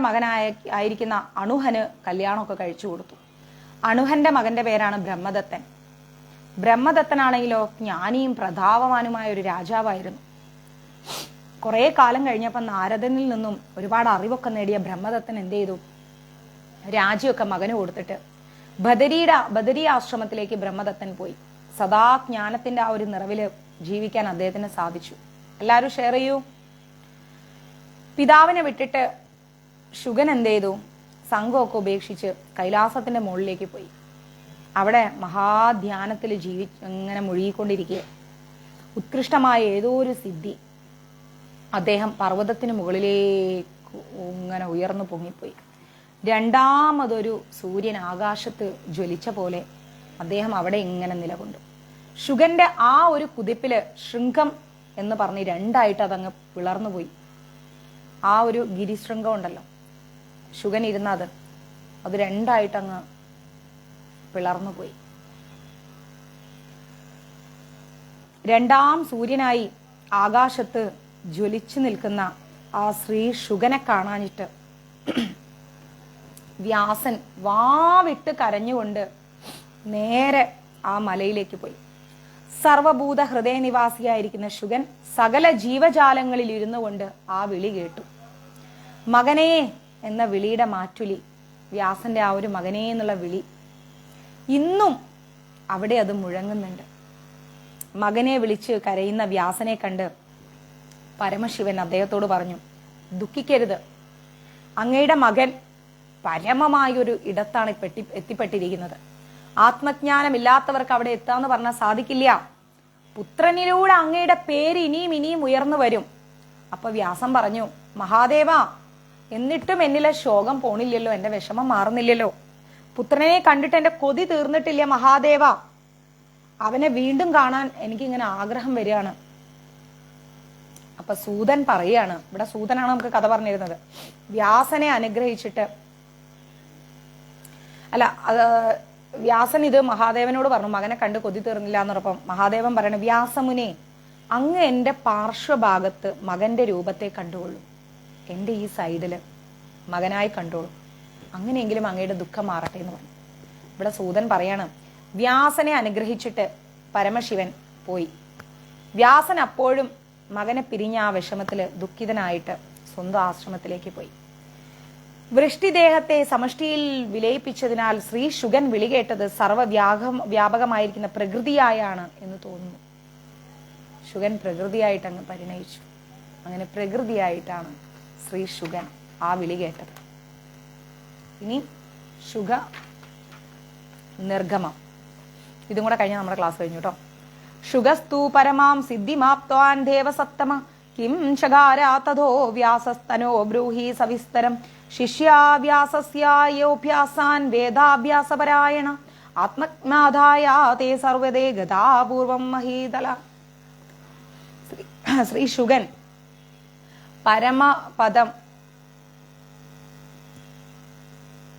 പരമപദം പ്രാപിച്ചതിന് ശേഷം വ്യാസൻ എന്താണ് ചെയ്തതെന്ന് ഋഷിമാര് ചോദിച്ചു. ശുഗൻ പോയതിനു ശേഷം വ്യാസൻ എന്ത് ചെയ്തു എന്ന് ചോദിച്ചു. അപ്പൊ സൂതൻ പറഞ്ഞു, വേദപഠനത്തിനായി എത്തിച്ചേർന്ന കുറെ ശിഷ്യഗണങ്ങള് വ്യാസനോട് യാത്ര പറഞ്ഞിട്ട് പോയി. അതില് അസിതൻ, ദേവലൻ, വൈശംഭായനൻ, സുമന്തു, ജൈമിനി, അങ്ങനെ ഒരുപാട് ആൾക്കാരുണ്ട്. മകൻ പോവുകയും ചെയ്ത് ശിഷ്യന്മാര് വിട്ടുപോവുകയും ചെയ്തപ്പോഴേക്കും വ്യാസനാകെ വിഷമമായി. വ്യാസൻ അദ്ദേഹത്തിന്റെ ആശ്രമമൊക്കെ ഉപേക്ഷിച്ച് അമ്മയായ സത്യവതിയെ കാണണമെന്ന് ആലോചിച്ചിട്ട് വ്യാസൻ അമ്മയുടെ അടുത്തേക്ക് പോയി. അമ്മയെ പറ്റി ധ്യാനിച്ചുകൊണ്ട് തന്നെ ജനിച്ച സ്ഥലത്ത് തന്നെ വ്യാസൻ എത്തിച്ചേർന്നു. അന്ന് അദ്ദേഹം വിട്ടുപോയപ്പം ദുഃഖിച്ച് തളർന്നിരുന്ന അമ്മ ഇപ്പൊ എവിടെയെന്ന് വ്യാസൻ അന്വേഷിച്ചു. വ്യാസൻ അമ്മയെ വിട്ടുപോയപ്പോ അമ്മ ഇതുപോലല്ലേ വിഷമിച്ചത്, ആ അമ്മ എവിടെയെന്ന് വ്യാസൻ അന്വേഷിച്ചു. അവളെ ശന്തനു മഹാരാജാവിന് വിവാഹം ചെയ്തു കൊടുത്തു എന്ന് ദാശരാജാവിൽ നിന്നാണ് അദ്ദേഹം അറിയുന്നത്. ദാശരാജാവ് പറഞ്ഞു, അങ്ങ് ഇവിടെ വന്ന് ഞങ്ങളുടെ കുലത്തെ പാവനമാക്കി. ദേവന്മാർക്ക് പോലും ദുർലഭമാണ് അങ്ങ് വരിക എന്ന് പറയുന്നത്. അങ്ങയുടെ വരവിന്റെ ഉദ്ദേശം എന്താണെന്ന് പറയൂ എന്ന് ചോദിച്ചു. എൻ്റെ കുടുംബവും ഭാര്യയും മക്കളും ഒക്കെ അങ്ങ് പറയുന്നത് പോലെ ചെയ്യും. ഇതാരാ പറയുന്നത്? ദാശമഹാരാജാവ്. ദാശരാജാവാണ് പറഞ്ഞത് അമ്മയെ ശന്തനു മഹാരാജാവിന് വിവാഹം ചെയ്തു കൊടുത്തു എന്നാണ്. അപ്പൊ ദാശമഹാരാജാവിന്റെ അടുത്താണ് വ്യാസനുള്ളത്. അപ്പം വ്യാസനോട് ദാശര മഹാരാജാവ് പറയണം, ഞാനും എൻ്റെ ഭാര്യയും മക്കളും ഒക്കെ അങ്ങ് പറയുന്നത് പോലെ കേട്ട് ജീവിക്കാൻ തയ്യാറാണ്. വ്യാസൻ എന്ത് ചെയ്ത് അവിടെ തന്നെ ഒരു ആശ്രമമൊക്കെ സ്ഥാപിച്ചു. തപസ്സിൽ അങ്ങ് മുഴുകിയിരുന്നു. ജിതേന്ദ്രിയനായിട്ട് അദ്ദേഹം എല്ലാത്തിൽ നിന്നും ഒഴിഞ്ഞു മാറി ഇങ്ങനെ ഇരുന്നു. സത്യവതിയിൽ നിന്ന് ശന്തനു മഹാരാജാവിനുണ്ടായ 2 മക്കളാണ് ആരാന്നറിയാമോ? ചിത്രാംഗതനും വിചിത്രവീരനും. ശന്തനു മഹാരാജാവിന് സത്യവതി കല്യാണം കഴിച്ചു പോയല്ലോ വ്യാസം പോയതിനു ശേഷം. അതിൽ 2 മക്കളുണ്ടായി, ചിത്രാംഗതനും വിചിത്രവീരനും. വ്യാസൻ തന്റെ സഹോദരിമാരായിട്ട് അവരെ കണ്ട് സന്തോഷത്തോടു കൂടി അവിടെ അങ്ങ് ജീവിച്ചു. 2 ആളും സർവ്വലക്ഷണവും സമ്പന്നരുമായി രാജാവിന് ഒരുപാട് സന്തോഷത്തോടു കൂടി എല്ലാ കാര്യങ്ങളും ചെയ്ത് കൊടുക്കുന്ന ആൾക്കാരായിരുന്നു. ശന്തനു രാജാവിന്റെ ആദ്യത്തെ മകൻ ഭയങ്കര ബലശാലിയും പരാക്രമിയും നല്ല അറിവുള്ളവനും ഗംഗേയനുമായിരുന്നു. ഇങ്ങനെ സൽഗുണ സമ്പന്നമായിരിക്കുന്ന 3 പുത്രന്മാരുള്ളതിൽ രാജാവ് അങ്ങ് ഭയങ്കര സന്തോഷത്തോടെ ഇരിക്കുകയാണ്. ദേവന്മാർക്ക് പോലും അജയ്യനാണെന്ന് രാജാവിന് തോന്നി. എന്നാൽ കുറച്ചു കാലം കഴിഞ്ഞപ്പോൾ രാജാവിന്റെ ജീവൻ ദേഹത്തെ വിട്ടുപോയി. ശന്തനു മഹാരാജാവിന്റെ മക്കള് അച്ഛന് വേണ്ട ശ്രാദ്ധകർമ്മങ്ങളൊക്കെ ചെയ്തു. ഗംഗേയൻ എന്ത് ചെയ്ത് ചിത്രാംഗതനെ രാജാവായിട്ട് അങ്ങ് വാഴിച്ചു. വീരപരാക്രമിയായ ചിത്രാംഗതൻ ശത്രുക്കൾക്കൊക്കെ ചിത്രാംഗതനെ ഭയങ്കര പേടിയായി. ഒരു ദിവസം രാജാവ്, അതായത് ചിത്രാംഗതൻ, സന്നാഹങ്ങളൊക്കെ ആയിട്ട് നായാട്ടിന് പോയി. അദ്ദേഹം വനത്തില് മാനിനെ പോലെയുള്ള കുറെ മൃഗങ്ങളെയൊക്കെ തേടി നടക്കുമ്പോൾ വിമാനത്തില് ആകാശമാർഗം പോകുന്ന ചിത്രാംഗതൻ എന്നു പേരായ ഒരു ഗന്ധർവൻ ഭൂമിയിലേക്ക് ഇറങ്ങി വന്നു. തുല്യ ബലവാന്മാരായിരിക്കുന്ന അവർ തമ്മിൽ യുദ്ധം തുടങ്ങി. 3 വർഷം നീണ്ട യുദ്ധത്തിനൊടുവിൽ രാജാവ് മരിച്ചു. അപ്പം ശന്തനുവിന്റെ ആദ്യത്തെ മകൻ ആരാന്നറിയാമോ നിങ്ങൾക്ക്? ഭീഷ്മരായിരുന്നു. അപ്പം ആദ്യത്തെ മോൻ മരിച്ചപ്പോഴത്തേക്കും ഭീഷ്മർ എന്ത് ചെയ്ത് വിചിത്രവീര്യനെ രാജാവാക്കി. മകൻ മരിച്ച വിഷമം ഉണ്ടെങ്കിലും സത്യവതിക്ക് തന്റെ പുത്രൻ തന്നെയാണല്ലോ രാജാവ് എന്ന കാര്യത്തിൽ ഒരു സമാധാനം കിട്ടി. വ്യാസൻ എന്ത് ചെയ്ത് തന്റെ സഹോദരന്റെ രാജ്യപദവി, എന്റെ രാജാവ് എന്താ പറയുന്നത്,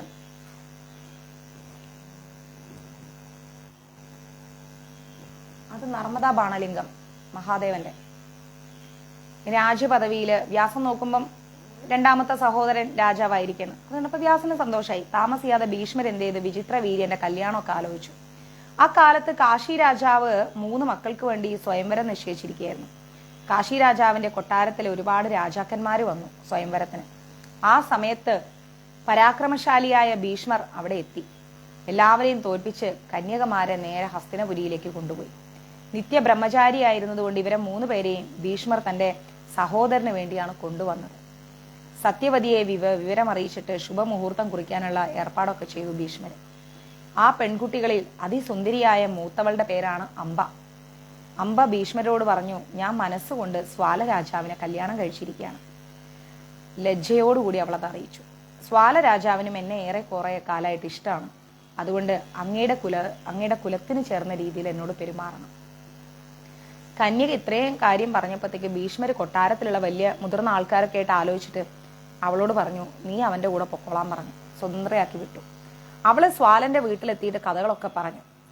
അങ്ങയിൽ അനുരക്തിയായാണ് ഞാനിപ്പോൾ ഇവിടെ വന്നിരിക്കുന്നത്. ധർമ്മിഷ്ഠനായ ഭീഷ്മർ എന്നെ അങ്ങയുടെ കൂടെ വന്നോളാൻ പറഞ്ഞു എന്നും പറഞ്ഞിട്ട് ഇങ്ങോട്ട് വിട്ടു എന്ന് പറഞ്ഞു. അങ്ങ് എന്നെ സ്വീകരിക്കൂ എന്ന് പറഞ്ഞു അംബ. ഉടനെ സ്വാലൻ അങ്ങ് ശബ്ദം ഉയർത്തിയിട്ട് പറഞ്ഞു, ഞാൻ കാണുക നിന്നെ ഭീഷ്മർ തേരിൽ കയറ്റി കൊണ്ടുപോയതാണല്ലോ. ഞാൻ കണ്ടുകൊണ്ട് നിൽക്കായിരുന്നല്ലോ. അന്യന്റെ എച്ചിൽ എനിക്ക് ആവശ്യമില്ല. അവിടെ നിന്നും സങ്കടത്തോടെ അംബ ഭീഷ്മരുടെ അടുത്തേക്ക് തിരിച്ചു വന്നു. സ്വാലൻ തന്നെ സ്വീകരിച്ചില്ലെന്നും അതിന് കാരണം ഭീഷ്മരാണെന്നും അവൾ കണ്ണീരോടെ പറഞ്ഞു.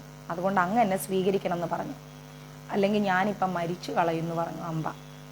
അപ്പൊ ഭീഷ്മര് പറയാണ്, അന്യൻ ഒരാളിൽ അനുരക്തിയായ കന്യകയെ എങ്ങനെയാ ഞാൻ സ്വീകരിക്കുക? നീ വേറൊരുത്തനിൽ ആഗ്രഹം വെച്ചവളല്ലേ, നിന്നെ എങ്ങനെ ഞാൻ സ്വീകരിക്കും? നീ എൻ്റെ അച്ഛൻ്റെ അടുത്ത് പോകും, അച്ഛനെ പോയി കാണുമെന്ന് പറഞ്ഞു. അദ്ദേഹം നിന്നെ രക്ഷിക്കുന്നു പറഞ്ഞു. ഇത് കേട്ടപ്പോഴേക്കും ദേഷ്യത്തോടു കൂടി, അതായത് ഭീഷ്മരുടെ അച്ഛനല്ല, നീ നിന്റെ അച്ഛനെ പോയി കാണുമെന്ന് പറഞ്ഞു ആ അമ്പയോട്. ഇത് കേട്ടപ്പോഴേക്കും ഭയങ്കര ദേഷ്യത്തോടു കൂടി അവള് കാട്ടിലേക്ക് പോയി. അവിടെ വിജനദേശത്ത് അവള് തപസ് ചെയ്തുകൊണ്ട് ജീവിച്ചു. മറ്റു 2 പേര് അംബ, അംബിക, അംബാലിക, 3 പേരാണല്ലോ. അവള് അംബ പോയിട്ട് ഒരു വിജനമായ സ്ഥലത്ത് പോയിട്ട് അങ്ങനെ ധ്യാനിച്ചുകൊണ്ടിരുന്നു. അംബാലികയും അംബികയും പോയിട്ട് രാജാവിന്റെ അടുത്ത് ചെന്നു. രാജാവ് തൻ്റെ ഭാര്യമാരുമായിട്ട് സുഖമായി ജീവിച്ച് മരിച്ചു. 9 കൊല്ലം രാസലോലുപനായി കഴിഞ്ഞ് ഒടുവിൽ ക്ഷയം ബാധിച്ചിട്ടാണ് രാജാവ് മരിക്കുന്നത്. മക്കള് 2 മരിച്ചപ്പോൾ സത്യവതിക്ക് ഭീഷ്മരോട് തന്നെ രാജ്യത്തിന്റെ ഭരണമൊക്കെ ഏറ്റെടുക്കാൻ സത്യവതി പറഞ്ഞു. 2 മക്കളും പോയി. നേരെ രാജ്യഭരണമൊക്കെ ഏറ്റെടുത്തോളൂ എന്ന് പറഞ്ഞു. യയാതിയുടെ വംശം നശിക്കാതിരിക്കാൻ നീ സഹോദരന്റെ ഭാര്യയെ സ്വീകരിക്കുകയും വേണം സത്യവതി പറഞ്ഞു ഭീഷ്മരോട്. അച്ഛനോട് ഞാൻ ചെയ്ത വാഗ്ദാനം അമ്മ മറന്നുപോയോ? ഇതാണ് ഭീഷ്മരുടെ ചോദ്യം. ഞാൻ രാജ്യപദവിയൊന്നും ഏറ്റെടുക്കില്ല, ഞാൻ കല്യാണവും കഴിക്കില്ല. ഭീഷ്മർ പറയാം. എങ്ങനെയാണ് ഞാൻ രാജ്യം ഭരിക്കുക എന്ന ചിന്തയിൽ സത്യവതി ആകെ വിഷമിക്കാൻ തുടങ്ങി. ഭീഷ്മർ അതിനൊരു പോംവഴി പറഞ്ഞു കൊടുത്തു. വിചിത്രവീര്യന്റെ പത്നിയില് ഉത്തമനായ ഒരാളെ കൊണ്ട് പുത്രോത്പാദനം ചെയ്യിക്കുക. ഇതാണ് നല്ല വഴി. ഇതിൽ കുലദോഷമൊന്നുമില്ല, വേദവിധിയും ഉണ്ട്. ഈ കാര്യം കേട്ടപ്പോ സത്യവതിക്ക് തന്റെ മകനായ വ്യാസനെ ഓർമ്മ വന്നു. സ്മരിച്ച ഉടനെ തന്നെ തേജസുറ്റ വ്യാസമുനി അമ്മയുടെ മുമ്പിൽ അങ്ങ് പ്രത്യക്ഷപ്പെട്ടു. വിചിത്രവീര്യന്റെ പത്നിയില് നീ ഒരു നല്ല മകനെ ജനിപ്പിക്കണം എന്ന ആ ഒരു മാതൃവാക്യം ഓം എന്നുച്ചരിച്ചുകൊണ്ട് ശിരസാ വഹിച്ച് അംബികയുടെ ഋതുകാലം വരുന്നതുവരെ വ്യാസൻ കാത്തിരുന്നു. താമസം വിന അംബിക മഹാബലശാലിയായ ഒരു മകനെ അങ്ങ് പ്രസവിച്ചു. എന്നാൽ ബാലൻ അന്ധനായിരുന്നു. അംബിക ഒരു ആൺകുട്ടിയെ വ്യാസൻ അംബികയിൽ പുത്രോത്പാദനം ചെയ്ത ഒരു കുട്ടി ജനിച്ചു. പക്ഷെ ആ ബാലൻ അന്ധനായിരുന്നു, കണ്ണു കാണില്ല. സത്യവതി വീണ്ടും വ്യാസനോട് അംബാലികയിൽ പുത്രോത്പാദനം നടത്താൻ ആവശ്യപ്പെട്ടു. വ്യാസ, ഒരു കുഞ്ഞും കൂടെ വേണമെന്ന് പറഞ്ഞു. അംബാലികയിൽ വ്യാസനുണ്ടായ പുത്രന് പാണ്ഡുരോഗം വന്നു, 2ാമത്തെ കുട്ടിക്ക്. അതിനാൽ രാജാവാകാൻ യോഗ്യതയില്ല. സത്യവതി വീണ്ടും വിഷമിച്ചു. വർഷാവസാനം വീണ്ടും പുത്രോത്പാദനം നടത്താൻ സത്യവതി അംബാലികയെ പ്രേരിപ്പിച്ചു. ആദ്യത്തെ കുട്ടിക്ക് കണ്ണ് കാണില്ല, 2ാമത്തെ കുട്ടിക്ക് പാണ്ഡുരോഗം വന്നു. ഇനി ഒരു കുഞ്ഞും കൂടെ നീ നോക്കുന്ന് പറഞ്ഞു. അംബാലികയെ പ്രേരിപ്പിച്ചെങ്കിലും മണിയറയിലേക്ക് അവൾ എന്ത് ചെയ്തു? അവളുടെ ദാസിയെ പറഞ്ഞു വിട്ടു. അംബാലിക നേരെ അവളുടെ ദാസിയാണ് മണിയറയിലേക്ക് പറഞ്ഞു വിട്ടത്. ആ ദാസിയിലാണ് ധർമ്മത്തിന്റെ അംശനമായിട്ട് ആര് ജനിക്കുന്നത്? ആർക്കെങ്കിലും പറയാൻ പറ്റുമോ?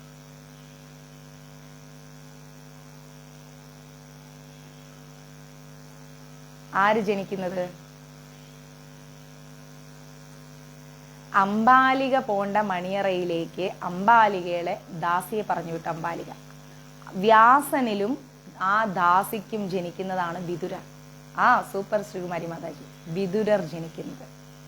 ഇങ്ങനെയാണ് ധൃതരാഷ്ട്രർ, പാണ്ഡു, വിതുരർ, അങ്ങനെ 3 മക്കള് വ്യാസൻ ജനിപ്പിച്ചിട്ട് ശന്തനുവിന്റെ കുലം നിലനിർത്തിയത്. നമ്മൾ വീണ്ടും മഹാഭാരതത്തിലേക്ക് എത്തിച്ചേർന്നു. ഇപ്പൊ മനസ്സിലായില്ലേ? മഹാഭാരതവും ദേവീ ഭാഗവതവും ദേവീ മഹാത്മ്യവും ഗീതയും എല്ലാം കണക്റ്റഡ് ആണ്. നമുക്കൊരൊറ്റ ഗ്രന്ഥമേ ഉള്ളൂ. നമ്മൾ 100,000 കിടന്ന് ചിന്തിക്കേണ്ട. ക്ലിയർ? എന്നാലും കാര്യം മനസ്സിലായില്ലേ? ആദ്യം കണ്ണ് കാണാത്ത ധൃതരാഷ്ട്ര അംബാലികയിൽ ആർക്ക് വന്നു? വ്യാസന് വന്നു. കണ്ണ് കാണില്ല എന്ന് പറഞ്ഞപ്പോ വീണ്ടും ഒരു കുട്ടിക്ക് ജന്മം കൊടുക്കാൻ പറഞ്ഞപ്പോഴേക്കും പാണ്ഡു വന്നു, പാണ്ഡുരോഗം ബാധിച്ചതുകൊണ്ട്.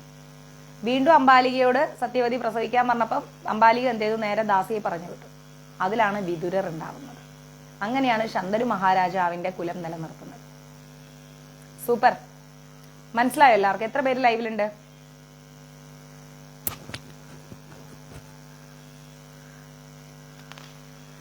ഇപ്പൊ മഹാഭാരതം കഥ കണ്ട ഓർമ്മ വന്നിട്ടുണ്ടെങ്കിൽ എല്ലാം നമുക്ക് കണക്ട് ആയില്ലേ? എല്ലാം ക്ലിയർ ആയി വരുന്നില്ലേ? കാര്യം മനസ്സിലായി. ഇപ്പോഴെല്ലാം ക്ലിയർ ആയതെന്ന് സുജുന്.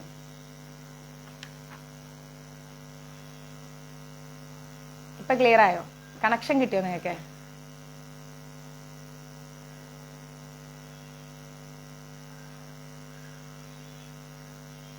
കണക്ട് ചെയ്ത് വരുന്നില്ലേ? ഇപ്പം കുറെ സംശയങ്ങൾ തീരുന്നില്ലേ?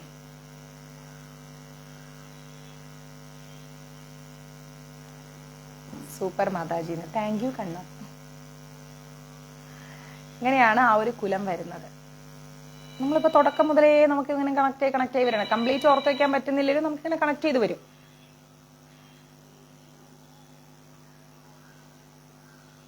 വ്യാസന്റെ മകൻ ശുഗൻ പോയതിനു ശേഷം വ്യാസൻ സത്യവതിയെ അന്വേഷിച്ചു പോയി.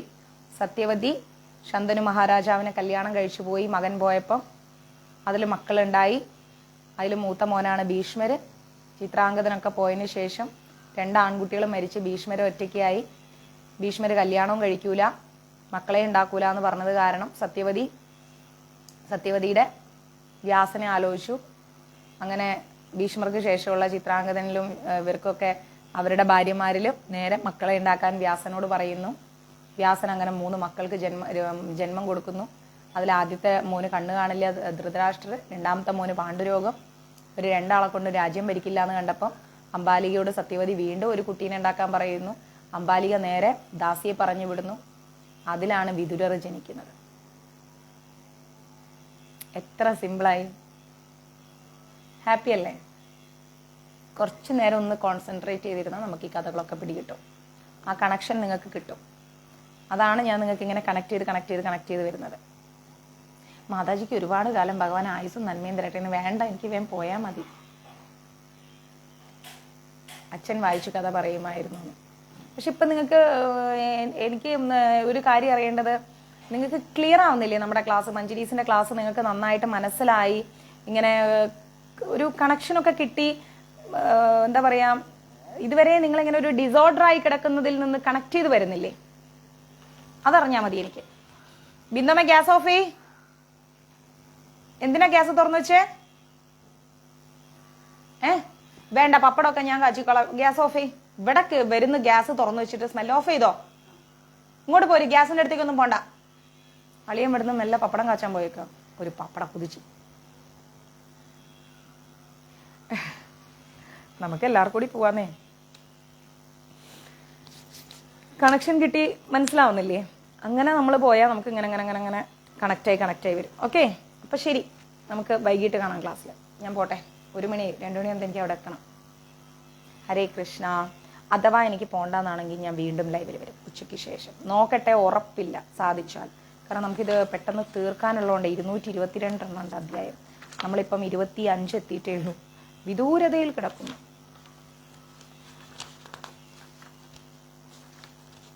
നിങ്ങൾ റെഡിയാണെങ്കിൽ 30 എത്തിക്കാൻ ഞാൻ റെഡിയാണ്. ഉച്ചയായില്ലേ?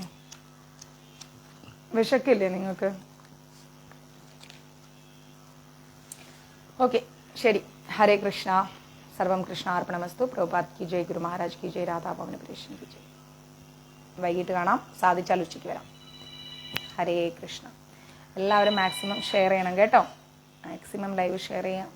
എല്ലാവരും നമ്മൾ മനസ്സിലാക്കിയ പോലെ എല്ലാവരും ഇത് മനസ്സിലാക്കട്ടെ. പിന്നെ എല്ലാവർക്കും ഇന്ന് പ്രണയദിനാശംസകൾ. പ്രണയിക്കാത്തവരെല്ലാം പ്രണയിക്കുക, പ്രണയിച്ചവരെല്ലാം പ്രണയം നിലനിർത്താം, പ്രണയം നഷ്ടപ്പെട്ടവരെല്ലാവരും പ്രണയം ഹൃദയത്തിൽ സൂക്ഷിക്കുക. എല്ലാവർക്കും എൻ്റെയും ഗുരുവായൂർ മഞ്ജരീസിൻ്റെയും ഹൃദയം നിറഞ്ഞ പ്രണയദിനാശംസകൾ. ഹരേ കൃഷ്ണ.